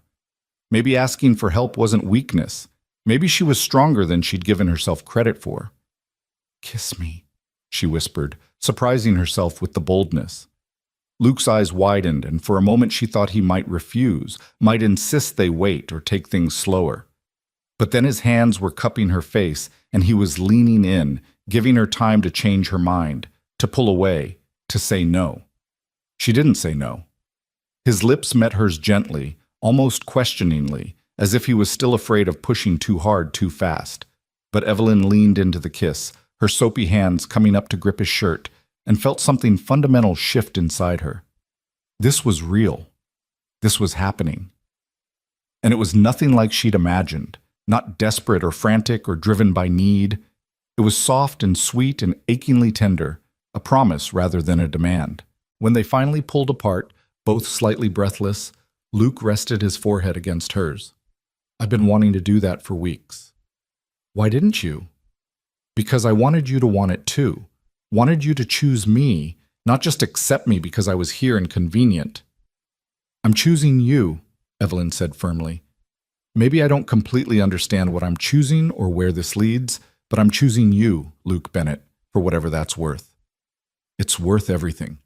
He kissed her again, deeper this time, and Evelyn felt the last of her carefully constructed walls crumble into dust. They stood in the kitchen for a long time afterward, just holding each other, neither wanting to break the spell. Finally, reluctantly, Evelyn stepped back. I should finish the dishes. Leave them. They'll keep until morning. Luke, please, just stay here with me for a while longer. We don't have to do anything. Don't have to talk. Just be here. So she stayed, letting him lead her to the fireside where they sat together on the rough wooden floor, her back against his chest, his arms wrapped around her. They watched the flames dance and listened to the wind outside, and Evelyn felt something she'd never felt before, a sense of belonging so profound it was almost painful. This was what she'd been looking for without knowing it, not security or survival, but connection. Someone who saw her completely and chose her anyway. Someone she could be weak with, be honest with, be herself with. It was terrifying. It was wonderful. It was home. The night before they left for Laramie, Evelyn couldn't sleep. She lay in her narrow bed, staring at the ceiling and trying not to think about facing Samuel Reed in court, about having to recount her humiliation in front of strangers, about the possibility that her testimony might not be enough to convict him. Finally, unable to bear her thoughts any longer, she pulled on her shawl and slipped outside. The canyon was silver with moonlight, beautiful and stark. She walked without thinking, her feet carrying her to the cabin door. Luke answered her knock immediately, as if he'd been awake waiting. He took one look at her face and stepped aside. Come in. I couldn't sleep. Neither could I. He guided her to the chair by the fire, then poured her coffee that was somehow still hot. Worried about tomorrow? Terrified. She wrapped her hands around the mug. What if I can't do it? What if I freeze up or say the wrong thing or... You won't. Luke crouched in front of her, his hands covering hers. You're one of the strongest people I've ever met, Evelyn Carter. You'll walk into that courtroom and you'll tell the truth, and whatever happens after that isn't your responsibility. You'll have done your part. Will you be there? In the courtroom? Every minute, right behind you. And when it's over, we'll come back here and we'll keep building this life we've started, together. Together. The words settled over her like a benediction. I like the sound of that. So do I. He stood, pulling her up with him. Try to get some sleep. We've got a long ride ahead tomorrow. But instead of leaving, Evelyn found herself stepping closer, looking up into his face. Stay with me tonight? Just hold me? She saw him war with himself, saw desire and honor battle in his expression. Evelyn, if I stay, people will talk. Your reputation has already been shredded by gossip, and I don't care. I need you tonight, Luke. Not for anything improper, just to not be alone with my fear. He studied her for a long moment, then nodded slowly. All right, but we do this properly. You in your bed, me in a chair beside it, and the door stays open. It wasn't what she'd meant, but she didn't argue. They walked across to her room together, and Luke made good on his word, settling into the old wooden chair while she climbed under Anna's quilt. The arrangement was chaste, proper, utterly respectable. It was also exactly what she needed. Tell me a story, she whispered into the darkness. Something happy. Something that has nothing to do with con men, or trials, or fear. Luke was quiet for a moment, thinking. Then his voice came soft and low, weaving words into images. When I was 10, my brother and I snuck out one night to catch fireflies. We'd made jars with holes punched in the lids, and we were determined to catch enough to make a lantern. Spent hours running through the fields, our hands glowing every time we cupped a firefly, our mother calling for us to come home.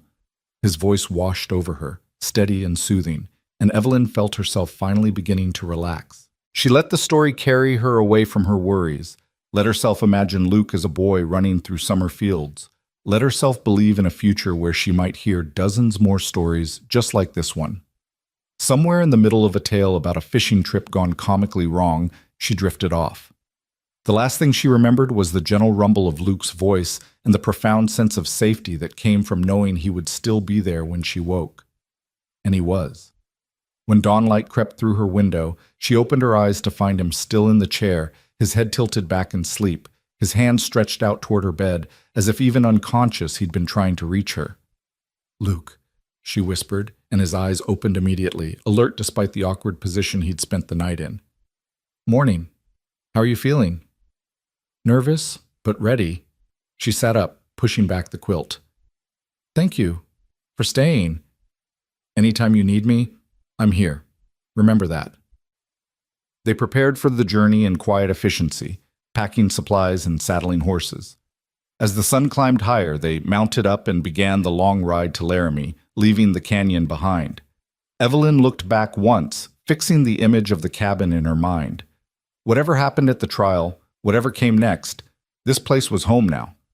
And the man riding beside her, steady, patient, impossibly kind, he was home too. She would face Samuel Reed. She would tell her truth.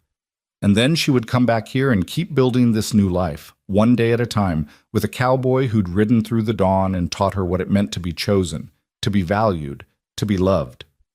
The future was uncertain, terrifying, full of risk. But for the first time in her life, Evelyn found herself looking forward to it anyway. The ride to Laramie took 2 full days, and they spent the first night camped under stars so brilliant they seemed close enough to touch. Luke built a fire while Evelyn unpacked their supplies, and they ate a simple meal of beans and hardtack in companionable silence. The vastness of the prairie stretched around them in every direction, making Evelyn feel simultaneously insignificant and strangely free. "You're quiet," Luke observed as they sat by the fire afterward. "Having second thoughts?" "About testifying? No. About everything else? Constantly." She pulled her blanket tighter around her shoulders against the chill. "I keep waiting for something to go wrong, for this to turn out to be another mistake, another misjudgment.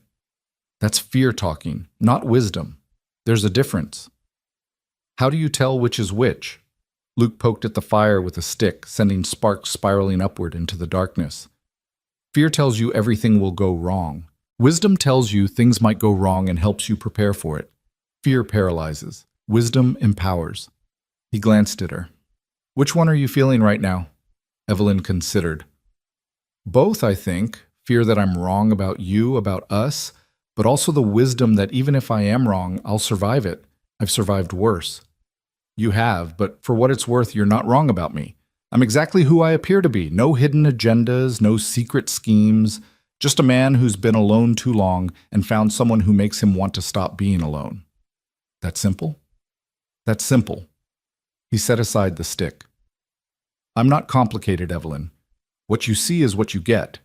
I work hard, I keep my word, and I try to do right by people. Sometimes I fail, but I keep trying. That's all there is to me." She studied him in the firelight, this man who'd become so essential to her in such a short time. He was right. There was a fundamental straightforwardness to Luke Bennett that was both reassuring and slightly terrifying. No layers to peel back, no masks to remove. Just honest, solid, real. "I don't know how to be that simple," she admitted. "I've spent so much of my life hiding, protecting myself, pretending to be stronger or less vulnerable than I really am. I'm not sure I remember how to just be myself." "Then practice. Start small. Tell me one true thing about yourself that you've never told anyone else." Evelyn's first instinct was to deflect, to make a joke or change the subject, but she'd promised to try, to let him in, to be honest. "I'm afraid of thunderstorms because the night my mother died, there was a terrible storm. I was hiding under my bed, terrified, and I could hear her screaming in the next room. By the time the storm passed, she was gone, and I've been afraid ever since, not of the thunder itself, but of what it represents. That terrible things can happen while you're cowering in the dark, unable to help, unable to change anything." Luke was quiet for a long moment. Then he reached across the space between them and took her hand. "Thank you for telling me, and I'm sorry you had to go through that alone." "I've gone through most things alone. It's what I know." "Not anymore. Not if you don't want to." He squeezed her hand gently. "I can't promise to fix everything or make all your fears disappear, but I can promise you won't have to face them alone anymore." Evelyn felt tears prick her eyes, but these were different from the tears she'd shed before. These were tears of relief, of being seen and accepted, of finding an unexpected harbor in a storm-tossed life. How did you get to be so good at this? At what? At saying exactly what I need to hear. At knowing how to reach me when I'm trying to keep everyone at a distance. Luke smiled, and the expression transformed his usually serious face. Maybe I'm not particularly good at it. Maybe you're just particularly worth the effort. They sat together until the fire burned low and exhaustion began to pull at them. Luke spread out his bedroll on one side of the dying flames, and Evelyn arranged hers on the other, the distance between them somehow more pronounced than when they'd been sitting close. She lay awake for a long time, listening to his breathing even out into sleep, feeling the absence of his presence like a physical ache. Finally, unable to bear it any longer, she spoke into the darkness. "Luke, are you awake?" "Yeah, can't sleep?" "No, I keep thinking about tomorrow, about facing Reed, about what happens after." She heard him shift, and then his voice came closer. "Want me to come over there? Just to talk, I mean." "Please." He crossed the space between them and settled beside her bedroll, close enough that she could feel his warmth but not touching. "What are you most afraid of?" "That I'll see him and all my certainty will crumble. That I'll remember why I fell for his lies and I'll start doubting everything, my judgment, my worth, my ability to tell truth from fiction." She paused. "That I'll see him and realize I'm still that desperate woman who answered a stranger's letter because she couldn't imagine any other way forward. You're not that woman anymore. You were never that woman. You were someone dealt a bad hand who made the best choice she could with the information she had. And now you're someone who's choosing to stand up and make sure he can't hurt anyone else. That's not desperation, Evelyn. That's courage." "It doesn't feel like courage. It feels like I'm barely holding myself together." "Courage isn't the absence of fear.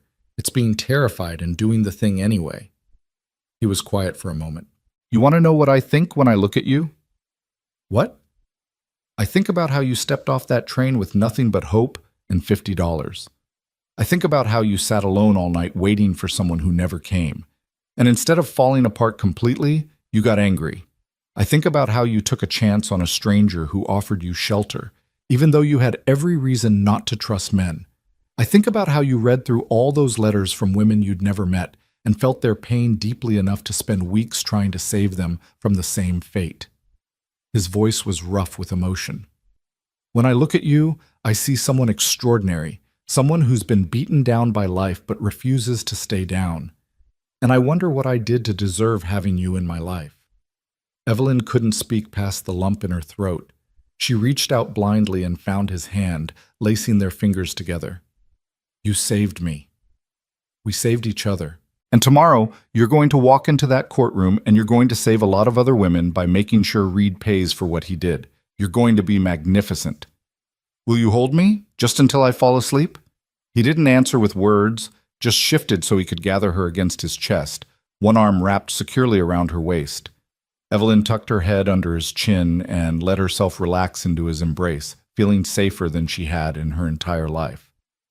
"Tell me about your family," she murmured, not ready for sleep yet despite her exhaustion. "Your sisters and brother. What are they like?" Luke's voice rumbled in his chest, the vibration soothing against her ear. "Sarah's the oldest, practical, bossy, thinks she knows what's best for everyone and is usually right. She married a farmer, has 4 kids, runs her household like a general commanding troops. Then there's Margaret, who's quiet and bookish, always has her nose in some novel or poetry collection. She teaches at a small school near Sarah, and my brother Thomas is the baby, though he'd punch anyone who called him that now. He's working on the railroad, moving around too much to settle anywhere." "Do you miss them?" "Sometimes, but we all needed to go our separate ways after the war. Too much had changed. We'd all seen and done things that made it hard to go back to being who we'd been before." He paused. "Sarah writes me every few months, trying to convince me to come back to Missouri.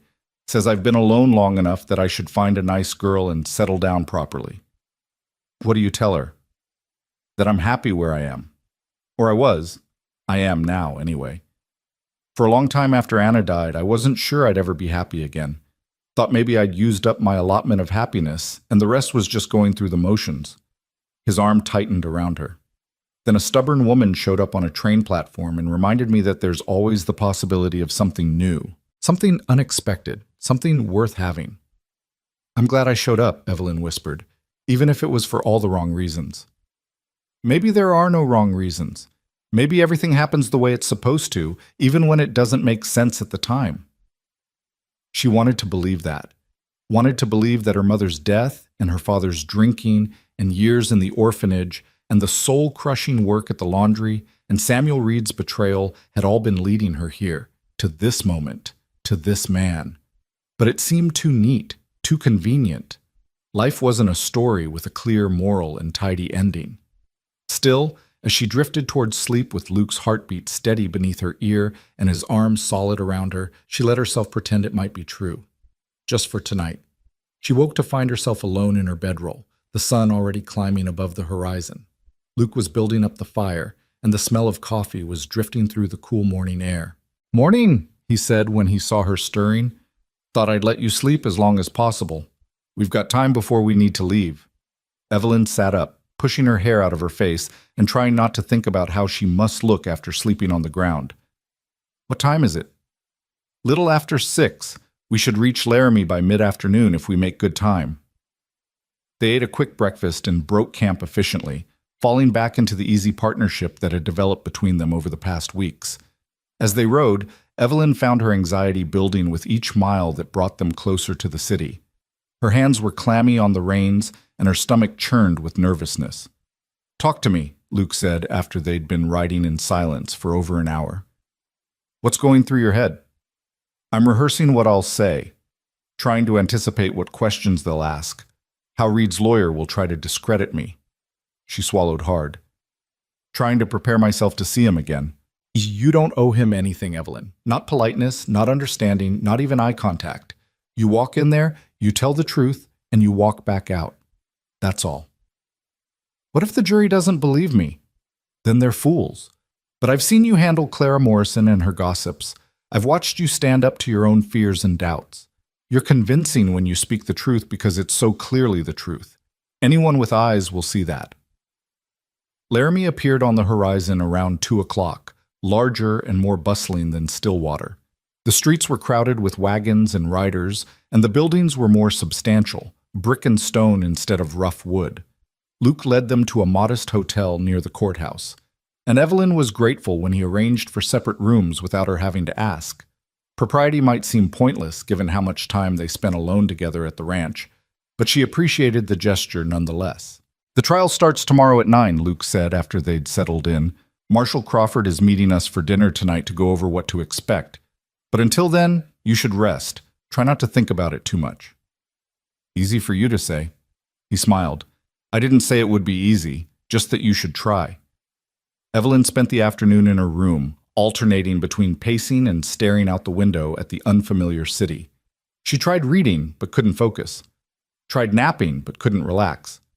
Finally, she gave up and just sat with her anxiety, letting it wash over her without trying to fight it. Marshall Crawford met them in the hotel dining room that evening, looking tired but determined. "Everything's set for tomorrow. The prosecutor's a good man, Daniel Whitmore, and he's prepared a solid case. Reed's lawyer is going to try to paint him as a misunderstood businessman, but we've got enough evidence to counter that." "How many other victims are testifying?" Evelyn asked, pushing food around her plate without really eating. 3, including you. A widow from Denver who lost her savings. A young woman from Cheyenne who was saved by your warning telegram. She's testifying about the letter she received and how it matches the pattern. And you, representing the Stillwater case." Crawford paused. "Reed's lawyer already tried to get your testimony excluded, claiming it's prejudicial since no actual crime was committed against you, but the judge denied it. You're testifying." Evelyn felt her stomach flip. "What if I mess up? What if I say something that hurts the case?" "You won't. Just tell the truth, exactly what happened, exactly how you felt, exactly what losses you suffered. The prosecutor will guide you through it." He leaned forward, his expression earnest. "Miss Carter, I've been a lawman for 15 years. I've seen a lot of victims testify, and I can tell you, your honesty, Your willingness to be vulnerable about what happened, that's going to be powerful, more powerful than any polished performance could be.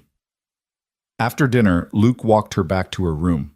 They stood in the hallway, neither quite ready to say goodnight. I meant what I said last night, Luke said finally. You're going to be magnificent tomorrow, but even if you weren't, even if you stumbled over every word, I'd still be proud of you for trying. Stay with me tonight? The words were out before Evelyn could stop them. I don't mean just like last night. I don't want to be alone. Luke glanced down the hallway, clearly weighing propriety against her need. Your room or mine? Yours. If people are going to talk, better they think you're compromising me than the other way around. He laughed softly. Always practical.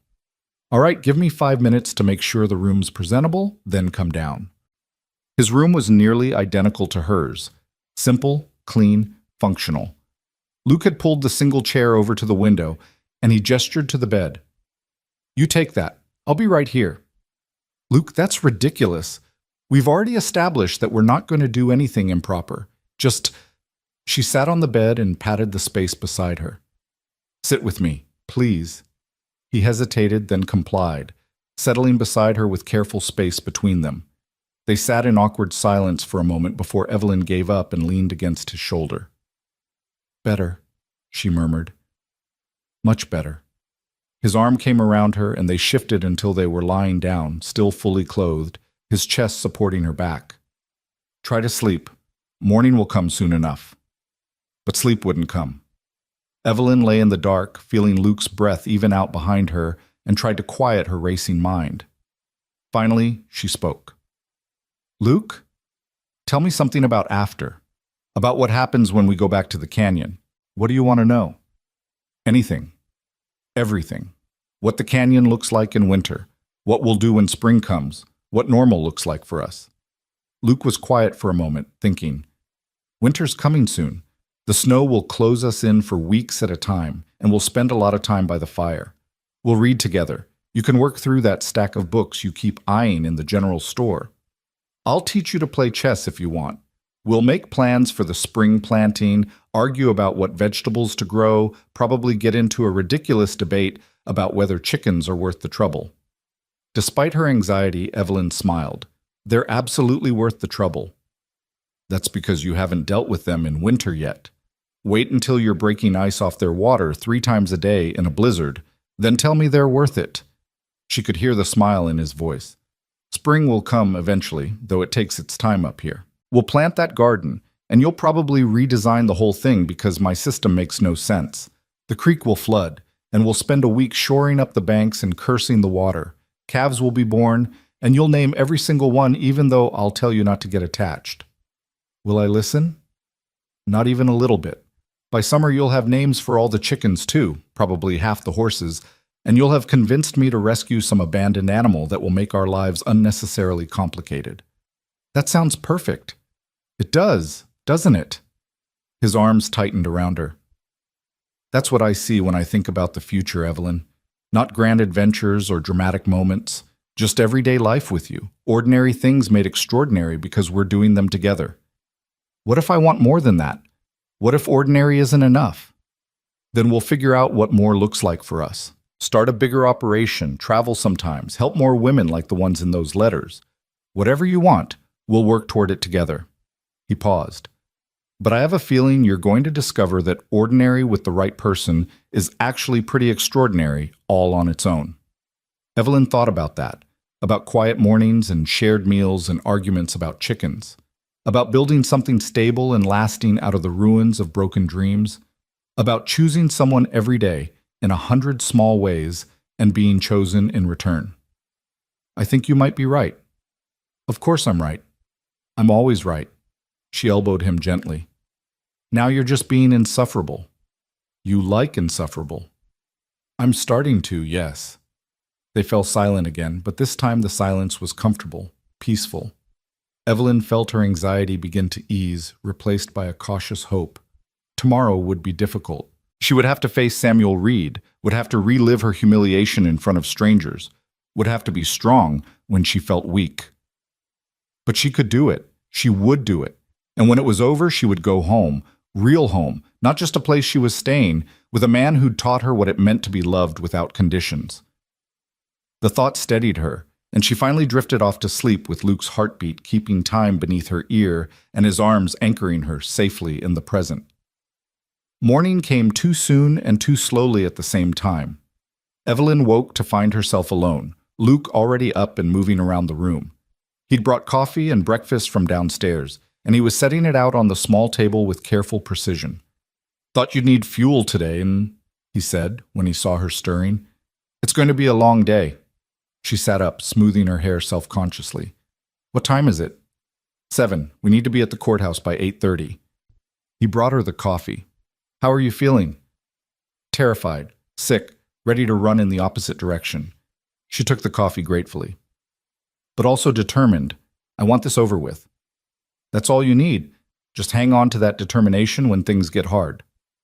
They dressed in their respective rooms, and Evelyn took extra care with her appearance. She wanted to look respectable, competent, believable.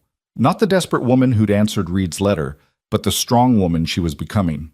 She braided her hair severely, pinned it in a crown around her head, and put on her best dress, simple but clean and well-maintained.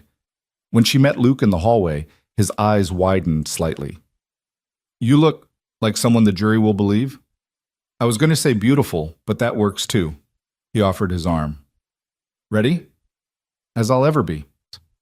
The courthouse was an imposing brick building in the center of town, and the courtroom itself was already filling with spectators when they arrived. Marshal Crawford met them at the door and led them to seats near the front. "The prosecutor wants to meet with you before we start," he told Evelyn, "just to go over the order of questions. Nothing to worry about." Daniel Whitmore turned out to be a lean man in his 40s with sharp eyes and a kind smile. He shook Evelyn's hand firmly and led her to a small side room where they could speak privately. "Miss Carter, I want you to know that I've read your statement and the letters Reed wrote to you. What he did to you and the others was reprehensible, and I intend to make sure he pays for it." He sat across from her, his expression earnest. "But I need you to understand, his lawyer is going to try to make you look foolish. He'll suggest you were complicit, that you should have known better, that no real harm was done since you didn't actually give Reed any money. Can you handle that?" Evelyn lifted her chin. "I've been handling people judging me my entire life, Mr. Whitmore. I can handle it for a few more hours." "Good. Then let's go over what I'll be asking you." They spent 20 minutes reviewing her testimony, and then it was time. Luke was waiting outside, and he took her hand as they walked back into the courtroom. The gallery had filled completely now, and Evelyn could feel dozens of eyes on her as they took their seats.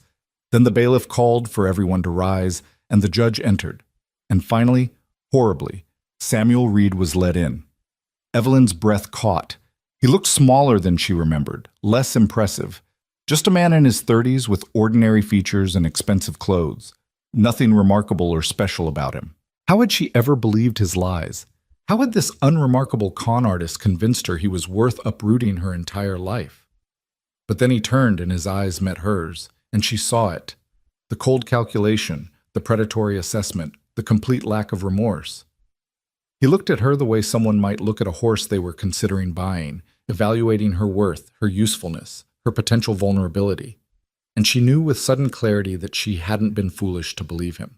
She'd been human. She'd wanted to believe in the possibility of something better, and he'd exploited that fundamental human hope with the skill of someone who'd done it dozens of times before. She wasn't the fool. He was the monster. The realization steadied her, and when the prosecutor called her name an hour later, she stood without trembling. Luke squeezed her hand once, and then she was walking forward, climbing into the witness box, placing her hand on the Bible to swear to tell the truth. Whitmore approached her with a reassuring smile. "Miss Carter, thank you for being here today. I know this isn't easy. Can you start by telling the court how you came to know the defendant?" Evelyn took a breath and began. She told them about the laundry, about the exhaustion, and the fear of growing old alone and impoverished. She told them about seeing Reed's advertisement, about the letters they'd exchanged, about the promises he'd made. She described packing her entire life into a single trunk, quitting her job, spending her savings on train fare to come to Wyoming.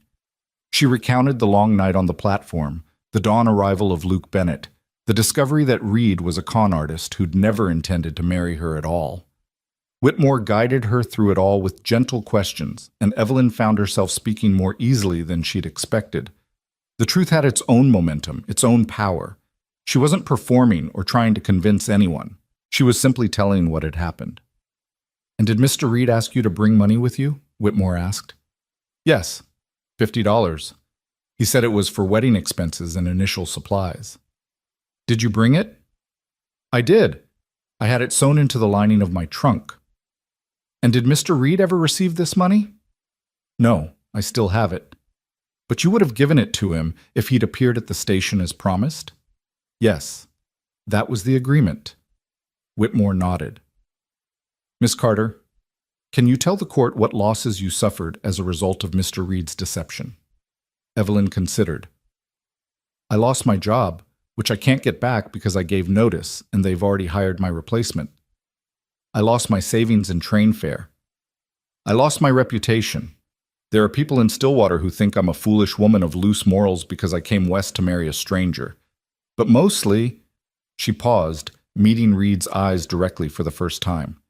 "Mostly I lost my ability to trust easily, my faith in people's basic decency, my belief that sometimes good things happen to people who've had nothing but hard luck. Those are losses you can't quantify in dollars, but they're real nonetheless." "Thank you, Miss Carter." Whitmore returned to his seat. "Your witness." Reed's lawyer stood, a slick-looking man with pomaded hair and an expression that suggested he found this entire proceeding tedious. "Miss Carter, isn't it true that you answered my client's advertisement of your own free will?" "Yes." "And that you chose to leave your employment and travel to Wyoming without any guarantee of what you'd find here?" "I had Mr. Reed's letter promising marriage. That seemed like a guarantee." "But you never met him, never verified his claims, never asked for references or proof of his property. You simply took a stranger's word and acted on it. Isn't that rather imprudent?" Evelyn felt anger kindle in her chest. "What's imprudent is blaming victims for the crimes committed against them. I took what I thought was a reasonable risk based on information your client provided. If that information was false, and we both know it was, that's his crime, not my foolishness." "But no crime was actually committed against you, was it? You still have your $50. You found employment with another man," he said another man with heavy innuendo. "So you haven't even suffered economically. What exactly are you claiming damages for?"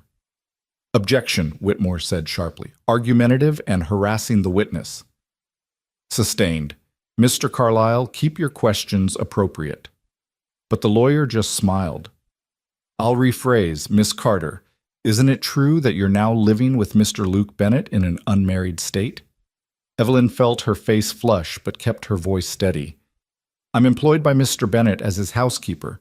I have my own separate quarters." "How very proper. And yet you traveled here with him, stayed in the same hotel. Some might say you simply traded one questionable arrangement for another." "Objection!" Whitmore was on his feet. "The witness's current living situation is irrelevant to whether my client committed fraud. I'm trying to establish the witness's character and credibility. Then do so without insinuations and innuendo." Objection sustained. The jury will disregard counsel's last statement.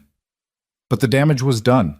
Evelyn could see some of the jury members looking at her with new speculation, could feel the weight of judgment settling over her. This was what she'd feared, being made to feel that somehow Reed's crimes were her fault, that her circumstances made her unworthy of justice. She glanced back at Luke and found him staring at Reed's lawyer with barely contained fury. His hands were clenched on the railing in front of him, and she could see the muscle jumping in his jaw. For a moment she worried he might actually vault over the railing and do something they'd both regret. But then his eyes met hers, and she saw him consciously relax, saw him mouth the words, "You've got this." She turned back to face the lawyer with renewed determination. Let him try to discredit her. Let him suggest she was foolish or desperate or morally compromised. She knew the truth. Luke knew the truth. And she suspected the jury, despite their curiosity, knew it too. "Is there an actual question, Mr. Carlyle?" she asked coolly. "Or are you just enjoying making speeches?" A ripple of surprised laughter ran through the courtroom, and the judge's lips twitched. The lawyer's face reddened. I think we're done with this witness, Your Honor. Very well. Miss Carter, you're excused. Thank you for your testimony. Evelyn stood on shaking legs and walked back to her seat with as much dignity as she could muster. Luke's hand found hers immediately, warm and solid and real, anchoring her. You were perfect, he whispered. Absolutely perfect. She watched the rest of the trial through a haze of exhaustion and relief. The widow from Denver testified tearfully about losing her life savings. The woman from Cheyenne explained how Evelyn's warning telegram had saved her from making the same mistake. A string of character witnesses from Stillwater testified about Reed's deceptions there, about the money he'd stolen, about the trail of destruction he'd left behind. Through it all, Samuel Reed sat impassively, showing no emotion, no remorse, no acknowledgement that he'd done anything wrong. He was a predator who saw his victims as nothing more than resources to be exploited, and Evelyn realized with startling clarity that she'd gotten off lightly. She'd lost money and time and some of her innocence, but she still had her life, her strength, her ability to move forward. Other women might not have been so fortunate. The jury deliberated for less than 2 hours before returning with a guilty verdict on all counts. Samuel Reed was sentenced to 10 years hard labor, and as they led him away in chains, he looked back at the courtroom one last time. His eyes found Evelyn's, and for just a moment she saw something flicker there. Not remorse, but perhaps acknowledgement. She'd beaten him. She and all the other women he'd tried to destroy had stood up and won. Outside the courthouse, Marshal Crawford shook both their hands. That was well done, Miss Carter. Your testimony was crucial. Thank you for believing me, for believing all of us. Justice doesn't work if people aren't willing to stand up and tell the truth. You did that. Be proud. Luke guided her away from the crowd, his arm protectively around her waist. How are you holding up? I'm okay. Tired, but okay. She leaned into him. Can we go home now? Absolutely. We'll stay tonight. Leave first thing in the morning. He paused. You were incredible in there. The way you handled that lawyer. I was terrified. You were brave. There's a difference. He stopped walking and turned to face her fully.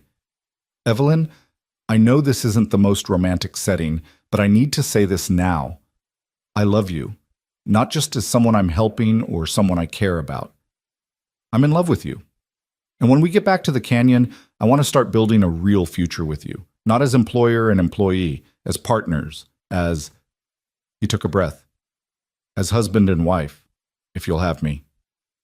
Evelyn stared at him, her heart suddenly pounding. Luke? You don't have to answer now. Think about it on the ride home. But I wanted you to know.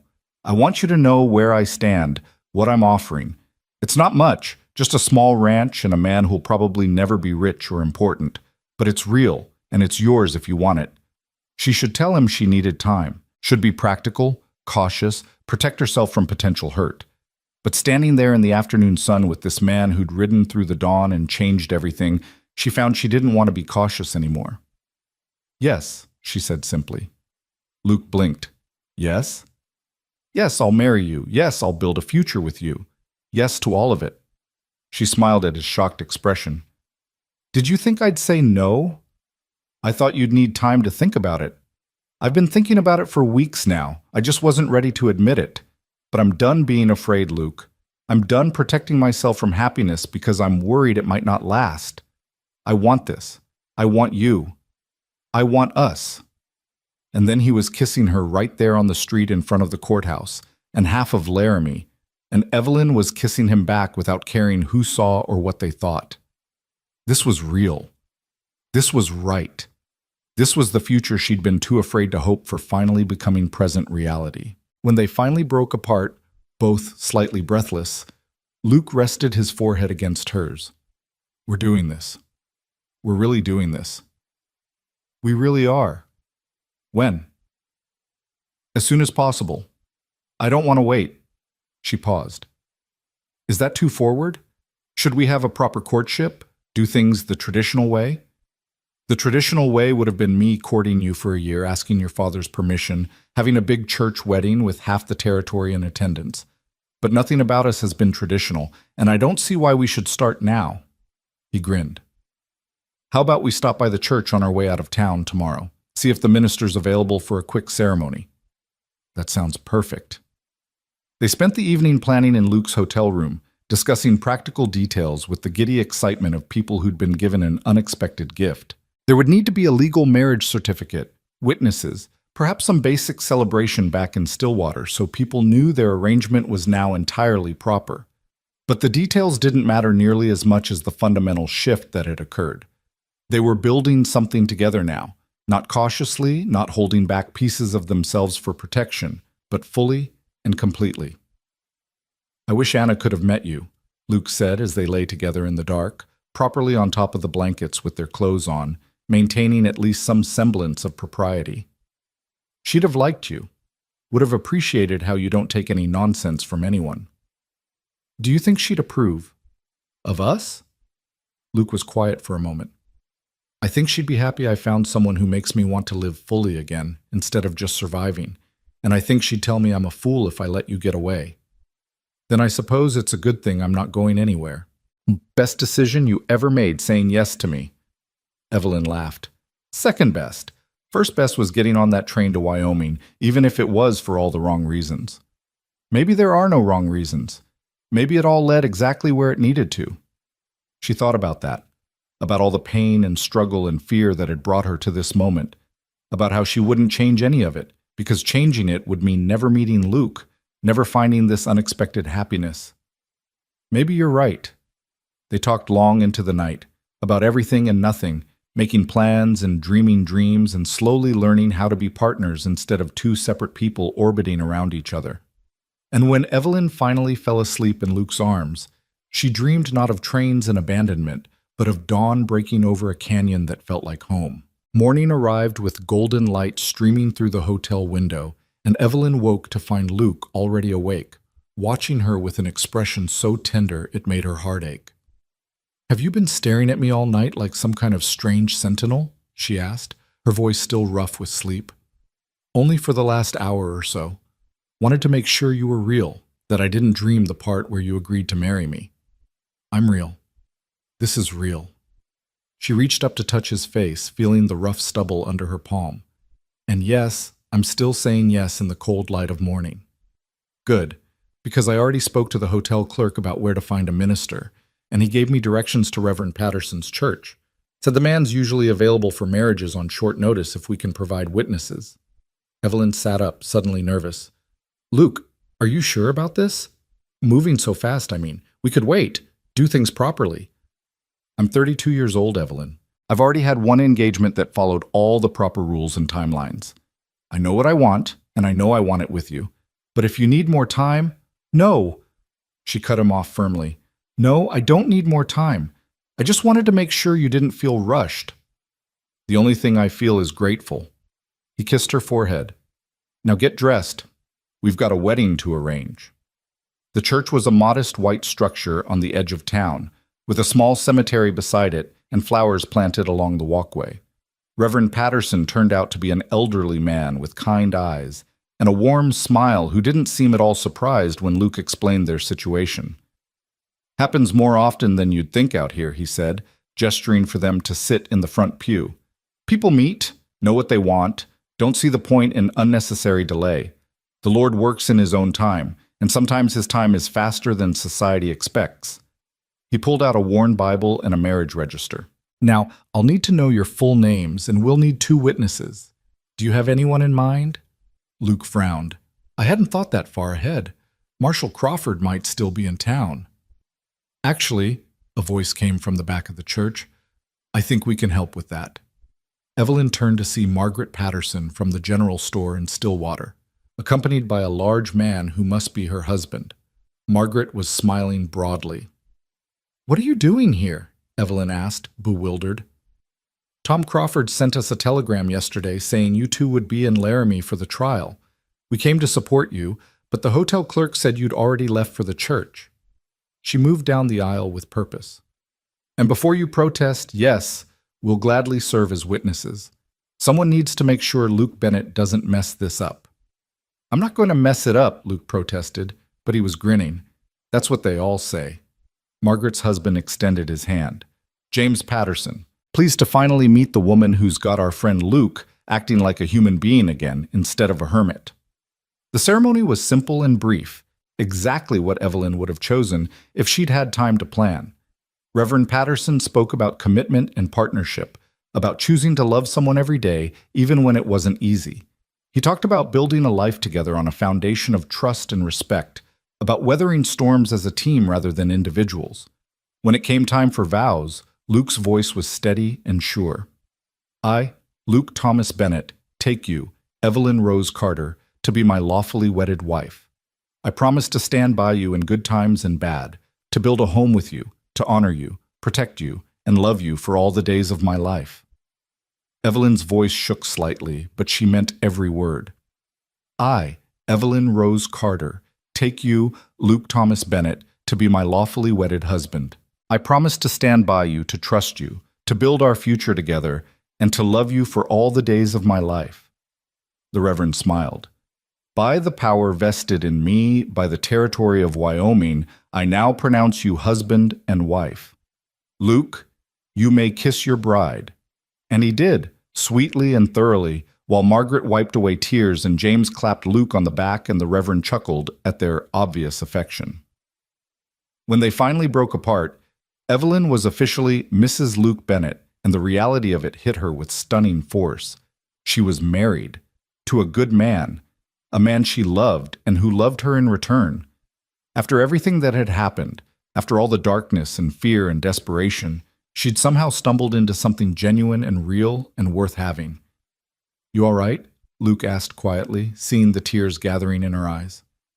More than all right. I'm happy. She laughed through the tears. I don't think I've ever been able to say that before and mean it completely. They signed the marriage register with Margaret and James as witnesses, and the Reverend gave them a copy of the certificate. Margaret insisted on taking them to breakfast at a nearby restaurant to celebrate, and they spent an hour eating and talking and beginning to process the enormousness of what they'd just done. So what's next? James asked as they finished their meal. Back to the ranch? Back home, Luke corrected, his hand finding Evelyn's under the table. We've got a lot of work to do before winter sets in properly, and I imagine people in Stillwater will have questions about the sudden marriage. Let them question, Margaret said firmly. Anyone with eyes can see you two belong together. The rest is just gossip. She turned to Evelyn. But you should know, Clara Morrison and her friends are going to have a field day with this. Married less than 6 weeks after arriving in town to a man who wasn't even the one you came for. They'll say all sorts of uncharitable things. Let them say what they want, Evelyn replied, surprised by her own certainty. I know the truth. Luke knows the truth. That's all that matters. That's the spirit? Margaret raised her coffee cup. To Mr. and Mrs. Bennett, may your life together be long and happy. They left Laramie mid-morning with well wishes from Margaret and James ringing in their ears. The ride back felt different somehow, lighter, more hopeful. Evelyn rode behind Luke as before, but now her arms around his waist felt less like necessity and more like privilege. This was her husband. This solid, steady man who'd saved her from a night of despair was now permanently, legally, completely hers. What are you thinking about? Luke asked after they'd been riding for an hour. About how strange life is. 2 months ago I was scrubbing other people's laundry and dreaming about escape. Now I'm married to a rancher and heading home to a canyon in Wyoming. If someone had told me this was how things would turn out, I'd have thought they were mad. Are you having regrets? Not even a little bit. Just marveling at how quickly everything can change, how one moment can pivot your entire life in a new direction. That night at the station was the pivot point for both of us. Everything before led to it, everything after flows from it. Evelyn thought about that, about Samuel Reed's letter and the train ride and the endless hours of waiting. I should probably write him a thank you note. Reed? You're joking. Half joking. If he'd shown up, if he'd actually married me, I'd be stuck in some miserable arrangement with a con artist. Instead, his absence led me to you. In a twisted way, his worst qualities gave me the best thing that's ever happened to me. Luke was quiet for a moment. I prefer to think it wasn't about Reed at all. You were always going to end up exactly where you needed to be. He was just an obstacle on the path, not the path itself. That's a much more romantic way of looking at it. I'm a romantic at heart. Haven't you figured that out yet? They stopped for lunch beside a small creek, letting the horse rest and drink. Luke spread out a blanket and they ate the food Margaret had insisted on packing for them. Bread and cheese and apples, simple but satisfying. The autumn sun was warm despite the underlying chill in the air, and Evelyn found herself completely content in a way she'd never experienced before. "Tell me about your first winter at the ranch," she said, lying back on the blanket and watching clouds drift across the impossibly blue sky. "What should I expect?" Luke stretched out beside her, propped on one elbow.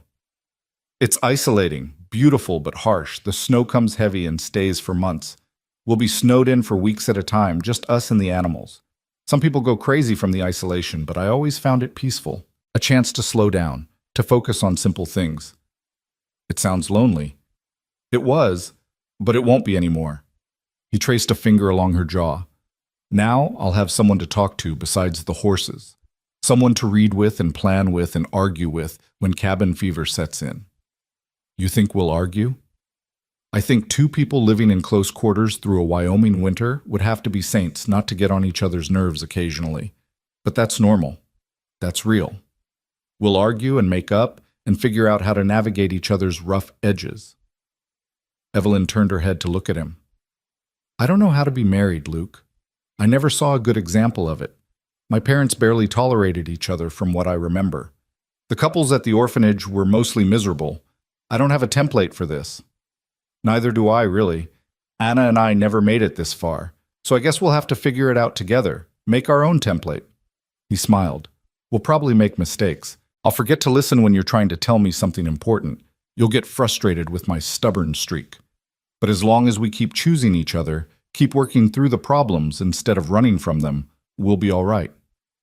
"That simple?" "That complicated. But worth it." He leaned down to kiss her, gentle and unhurried. "We've got time, Evelyn. No need to figure everything out today."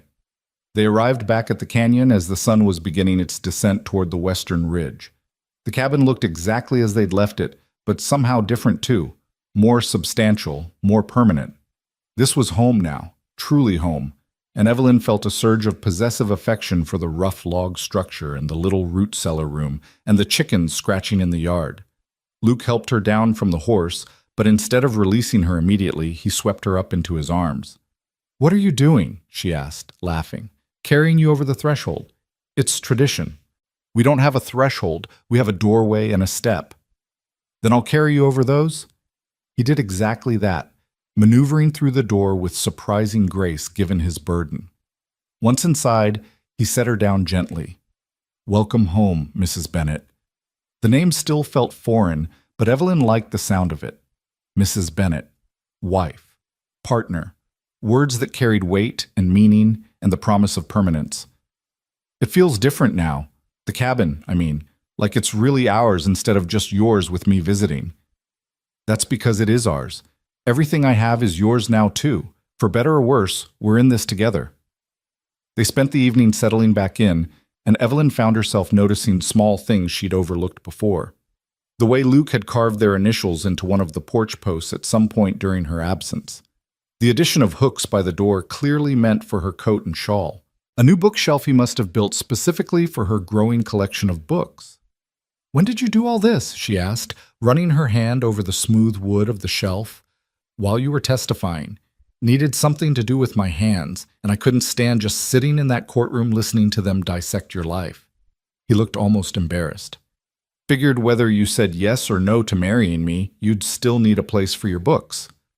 You built me furniture while I was facing down Samuel Reed in court.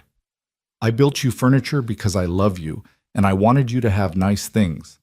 He crossed to her, pulling her into his arms. "And because making something with my hands is how I process difficult emotions. I was terrified you'd fall apart on that stand, or that the jury wouldn't believe you, or that somehow Reed would weasel out of justice. Building things kept me from going crazy with worry." Evelyn pressed her face against his chest, breathing in the scent of him, leather and horses and pine. "I love you too. I don't think I've said that out loud yet, but I do. I love you, Luke Bennet. I know, you married me. That's a pretty clear indication. Still, you should hear it. I love you, I choose you, Every day for as long as we have, I'm choosing you. He tilted her face up and kissed her with an intensity that made her knees weak. This wasn't the gentle, tentative kisses they'd shared before. This was the kiss of a husband claiming his wife, of two people finally free to express everything they'd been holding back. When they finally broke apart, both breathing hard, Luke rested his forehead against hers. We should probably talk about sleeping arrangements. Should we? Evelyn's heart was racing. You're my wife now. You don't need to sleep in the root cellar anymore.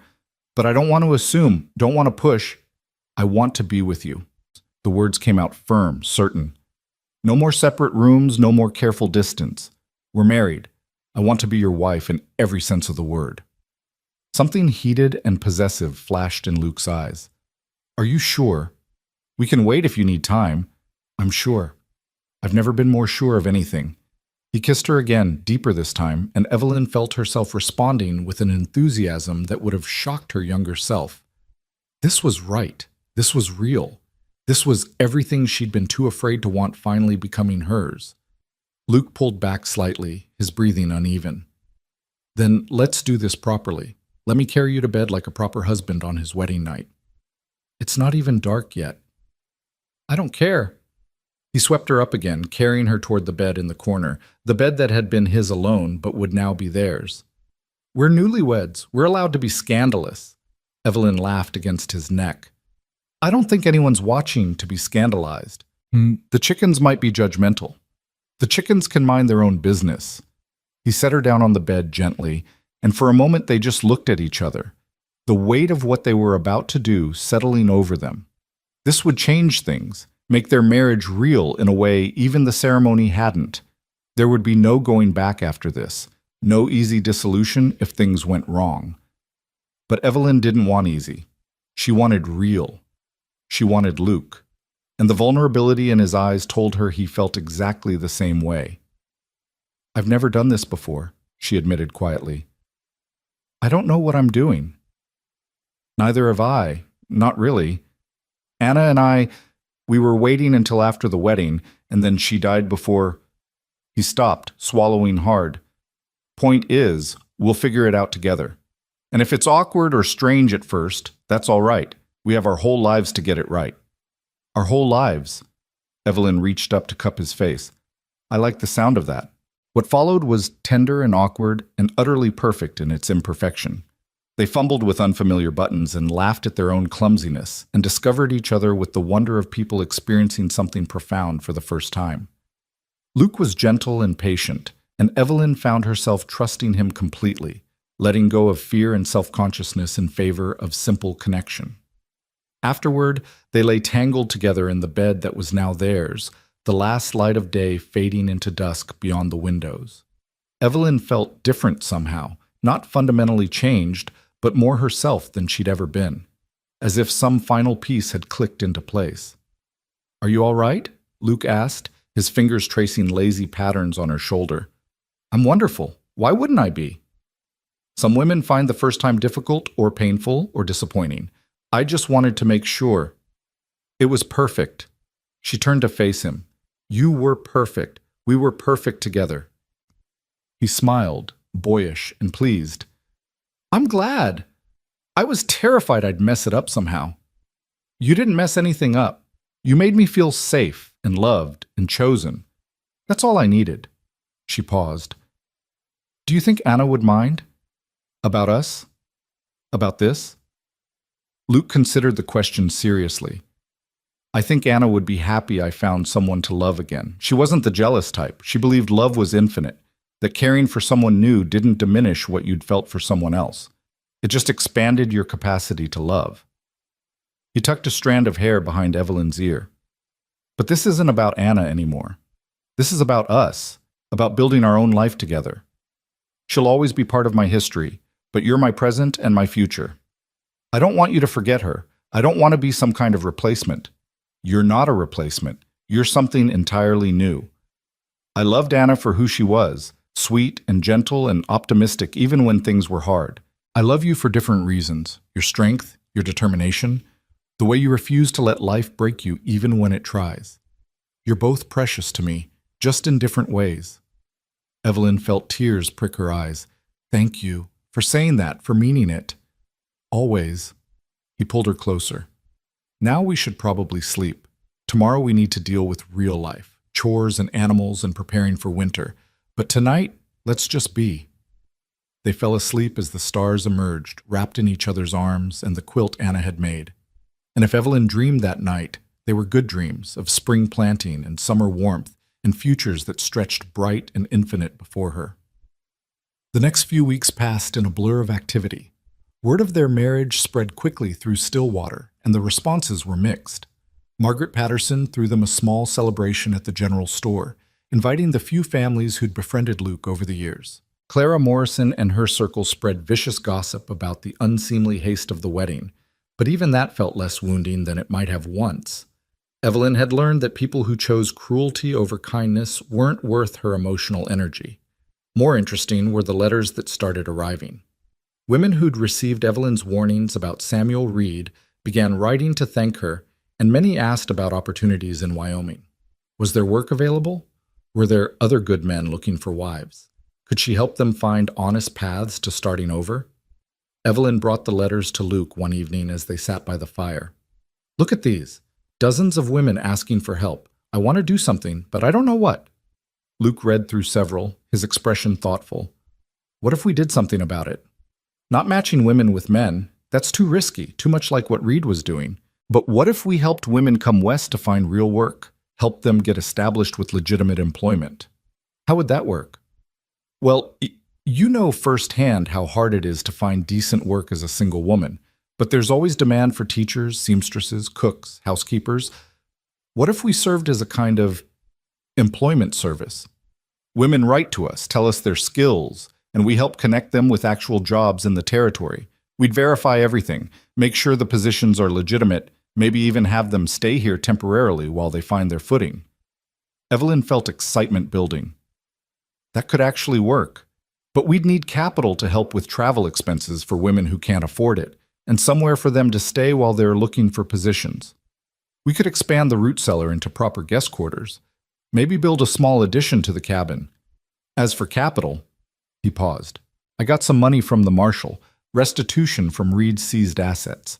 Not much, but enough to get started. And I imagine some of the women Reed stole from would be willing to contribute to a fund that helps other women avoid the same fate.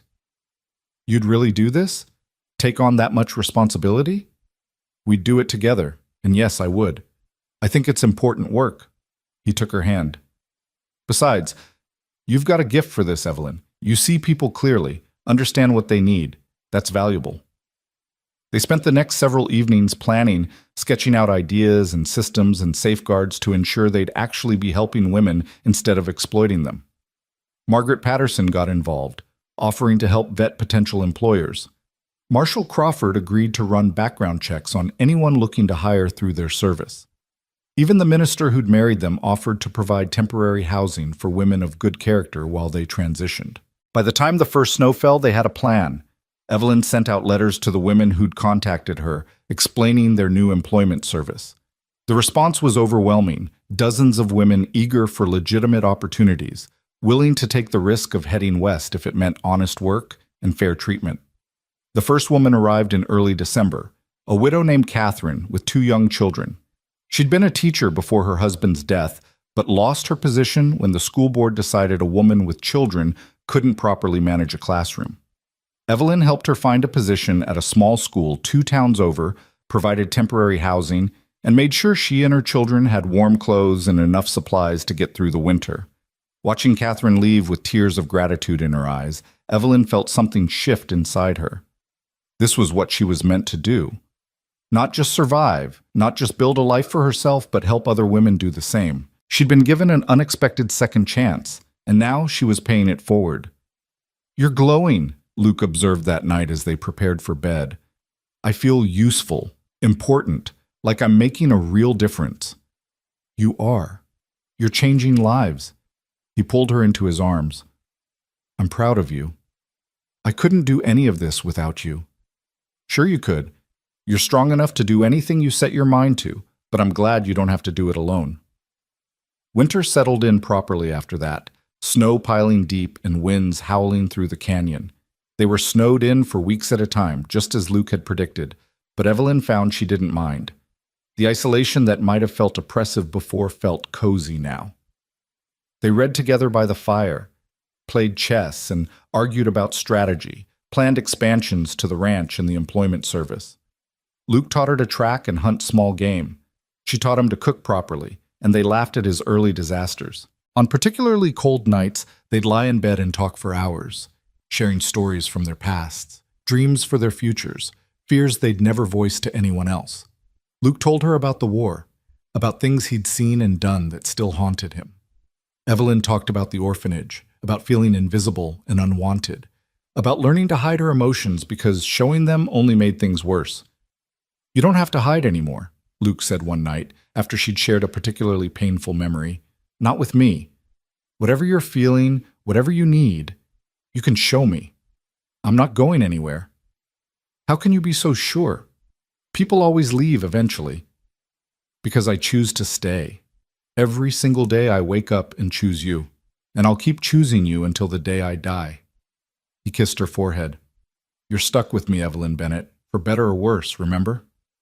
"I remember, and I choose you too, every day, no matter what." They celebrated their first Christmas together quietly, just the two of them, and a modest tree Luke cut from the forest. Evelyn made a special meal, and Luke surprised her with a set of books he'd ordered from a catalog months ago, poetry and novels she'd mentioned wanting to read. She gave him a new shirt she'd sewn in secret, working on it late at night while he slept, and the look of surprised pleasure on his face made all the stolen sleep worthwhile. "I'm not used to receiving gifts," he admitted, running his hands over the careful stitching. "This is beautiful, Evelyn. You deserve beautiful things. You deserve someone who takes care of you the way you take care of everyone else. I have that. I have you." January brought a blizzard that lasted 3 days, trapping them completely inside. On the second day, cabin fever started to set in, and they had their first real argument, something stupid about how to organize the bookshelf that escalated into raised voices and hurt feelings. Evelyn retreated to the far corner of the cabin, wrapped in a blanket and refusing to speak. Luke worked on repairs with more force than necessary, the bang of his hammer punctuating the awkward silence. Finally, as darkness fell, Luke crossed the room and sat beside her. "I'm sorry, you were right about the books. I was being stubborn for no good reason." "I'm sorry too. I shouldn't have implied you were deliberately trying to make things difficult. Cabin fever makes people crazy. We're going to argue sometimes. That's normal." "Is it? I don't know what normal looks like in a marriage. I think normal looks like this, fighting sometimes, making up, not letting the sun go down on anger, learning each other's triggers and trying to avoid them, but accepting that we'll push buttons anyway because we're human." He took her hand. "As long as we keep talking, keep choosing each other, even when we're frustrated, we'll be okay. Promise?" "Promise." He pulled her into his arms. "I love you even when you're being stubborn about book organization. And I love you even when you're being deliberately obtuse about simple solutions." They made up properly that night, and Evelyn learned that reconciliation could be its own kind of intimacy. The vulnerability of admitting fault, the relief of being forgiven, the reconnection after distance. It was all part of the complicated dance of building a life together. By the time spring finally arrived, breaking winter's grip with muddy ground and dripping icicles, Evelyn felt fundamentally changed. She'd gone into winter as a new bride, uncertain and still learning how to be married. She emerged as a wife, a partner, someone who knew how to navigate conflict and compromise and commitment. The process hadn't been easy, but it had been worthwhile. More women had been writing, asking about their employment service, and Evelyn spent the early spring days organizing a system for processing applications and vetting opportunities. Luke started construction on an addition to the cabin, a small wing with 2 bedrooms that could house temporary guests. Margaret Patterson became a full partner in the venture, helping interview prospective employers and providing housing in town for women waiting for placements. By April, they'd successfully placed 8 women in legitimate positions across the territory. By May, that number had doubled. And by June, when the first anniversary of Evelyn's arrival in Wyoming approached, they were fielding inquiries from women as far away as New York and Georgia. "We're going to need more space," Luke said one evening, surveying the growing stack of letters, and maybe another person to help manage everything. I was thinking the same thing. What about hiring someone from the women we've already placed? Someone who understands the mission and has been through it herself. That's brilliant. Do you have anyone in mind? Catherine, the teacher we helped in December. She's established now, but she mentioned in her last letter that she'd like to give back somehow. She'd be perfect. They wrote to Catherine, who eagerly accepted. By July, she'd moved back to Stillwater and was working with them full-time, helping coordinate placements and mentoring new arrivals. The employment service, they'd started calling it New Horizons, was becoming something bigger than any of them had imagined. As the first anniversary of that night at the train station approached, Evelyn found herself reflecting on everything that had changed. A year ago, she'd been desperate, alone, holding a letter from a man who'd never existed. Now she was married, purposeful, helping dozens of women find legitimate paths to better lives. The contrast was almost dizzying. "What are you thinking about?" Luke asked, finding her on the porch one evening as the sun set over the canyon. "About how different everything is now. About how one terrible night led to all this good. Are you happy?" Deliriously, impossibly. Sometimes I'm afraid I'll wake up and find this was all a dream. Not a dream, just life finally treating you the way you deserve to be treated all along. He wrapped his arms around her from behind, resting his chin on her shoulder. "You know what tomorrow is?" June 14th, a year since I arrived in Stillwater. A year since the best thing that ever happened to me rode in on the train from Philadelphia. He turned her to face him. "I was thinking we should celebrate. Take the day off from work, go into town, maybe have dinner at the hotel." "That sounds lovely, but there's something else I want to do first." "What's that?" Evelyn took a deep breath. She'd been keeping a secret for the past few weeks, waiting for the right moment to share it. "I want to go back to the train station, stand on that platform where you found me, because I think I need to properly say goodbye to the woman I was that night, and thank her for being brave enough to wait for something better." Luke studied her face.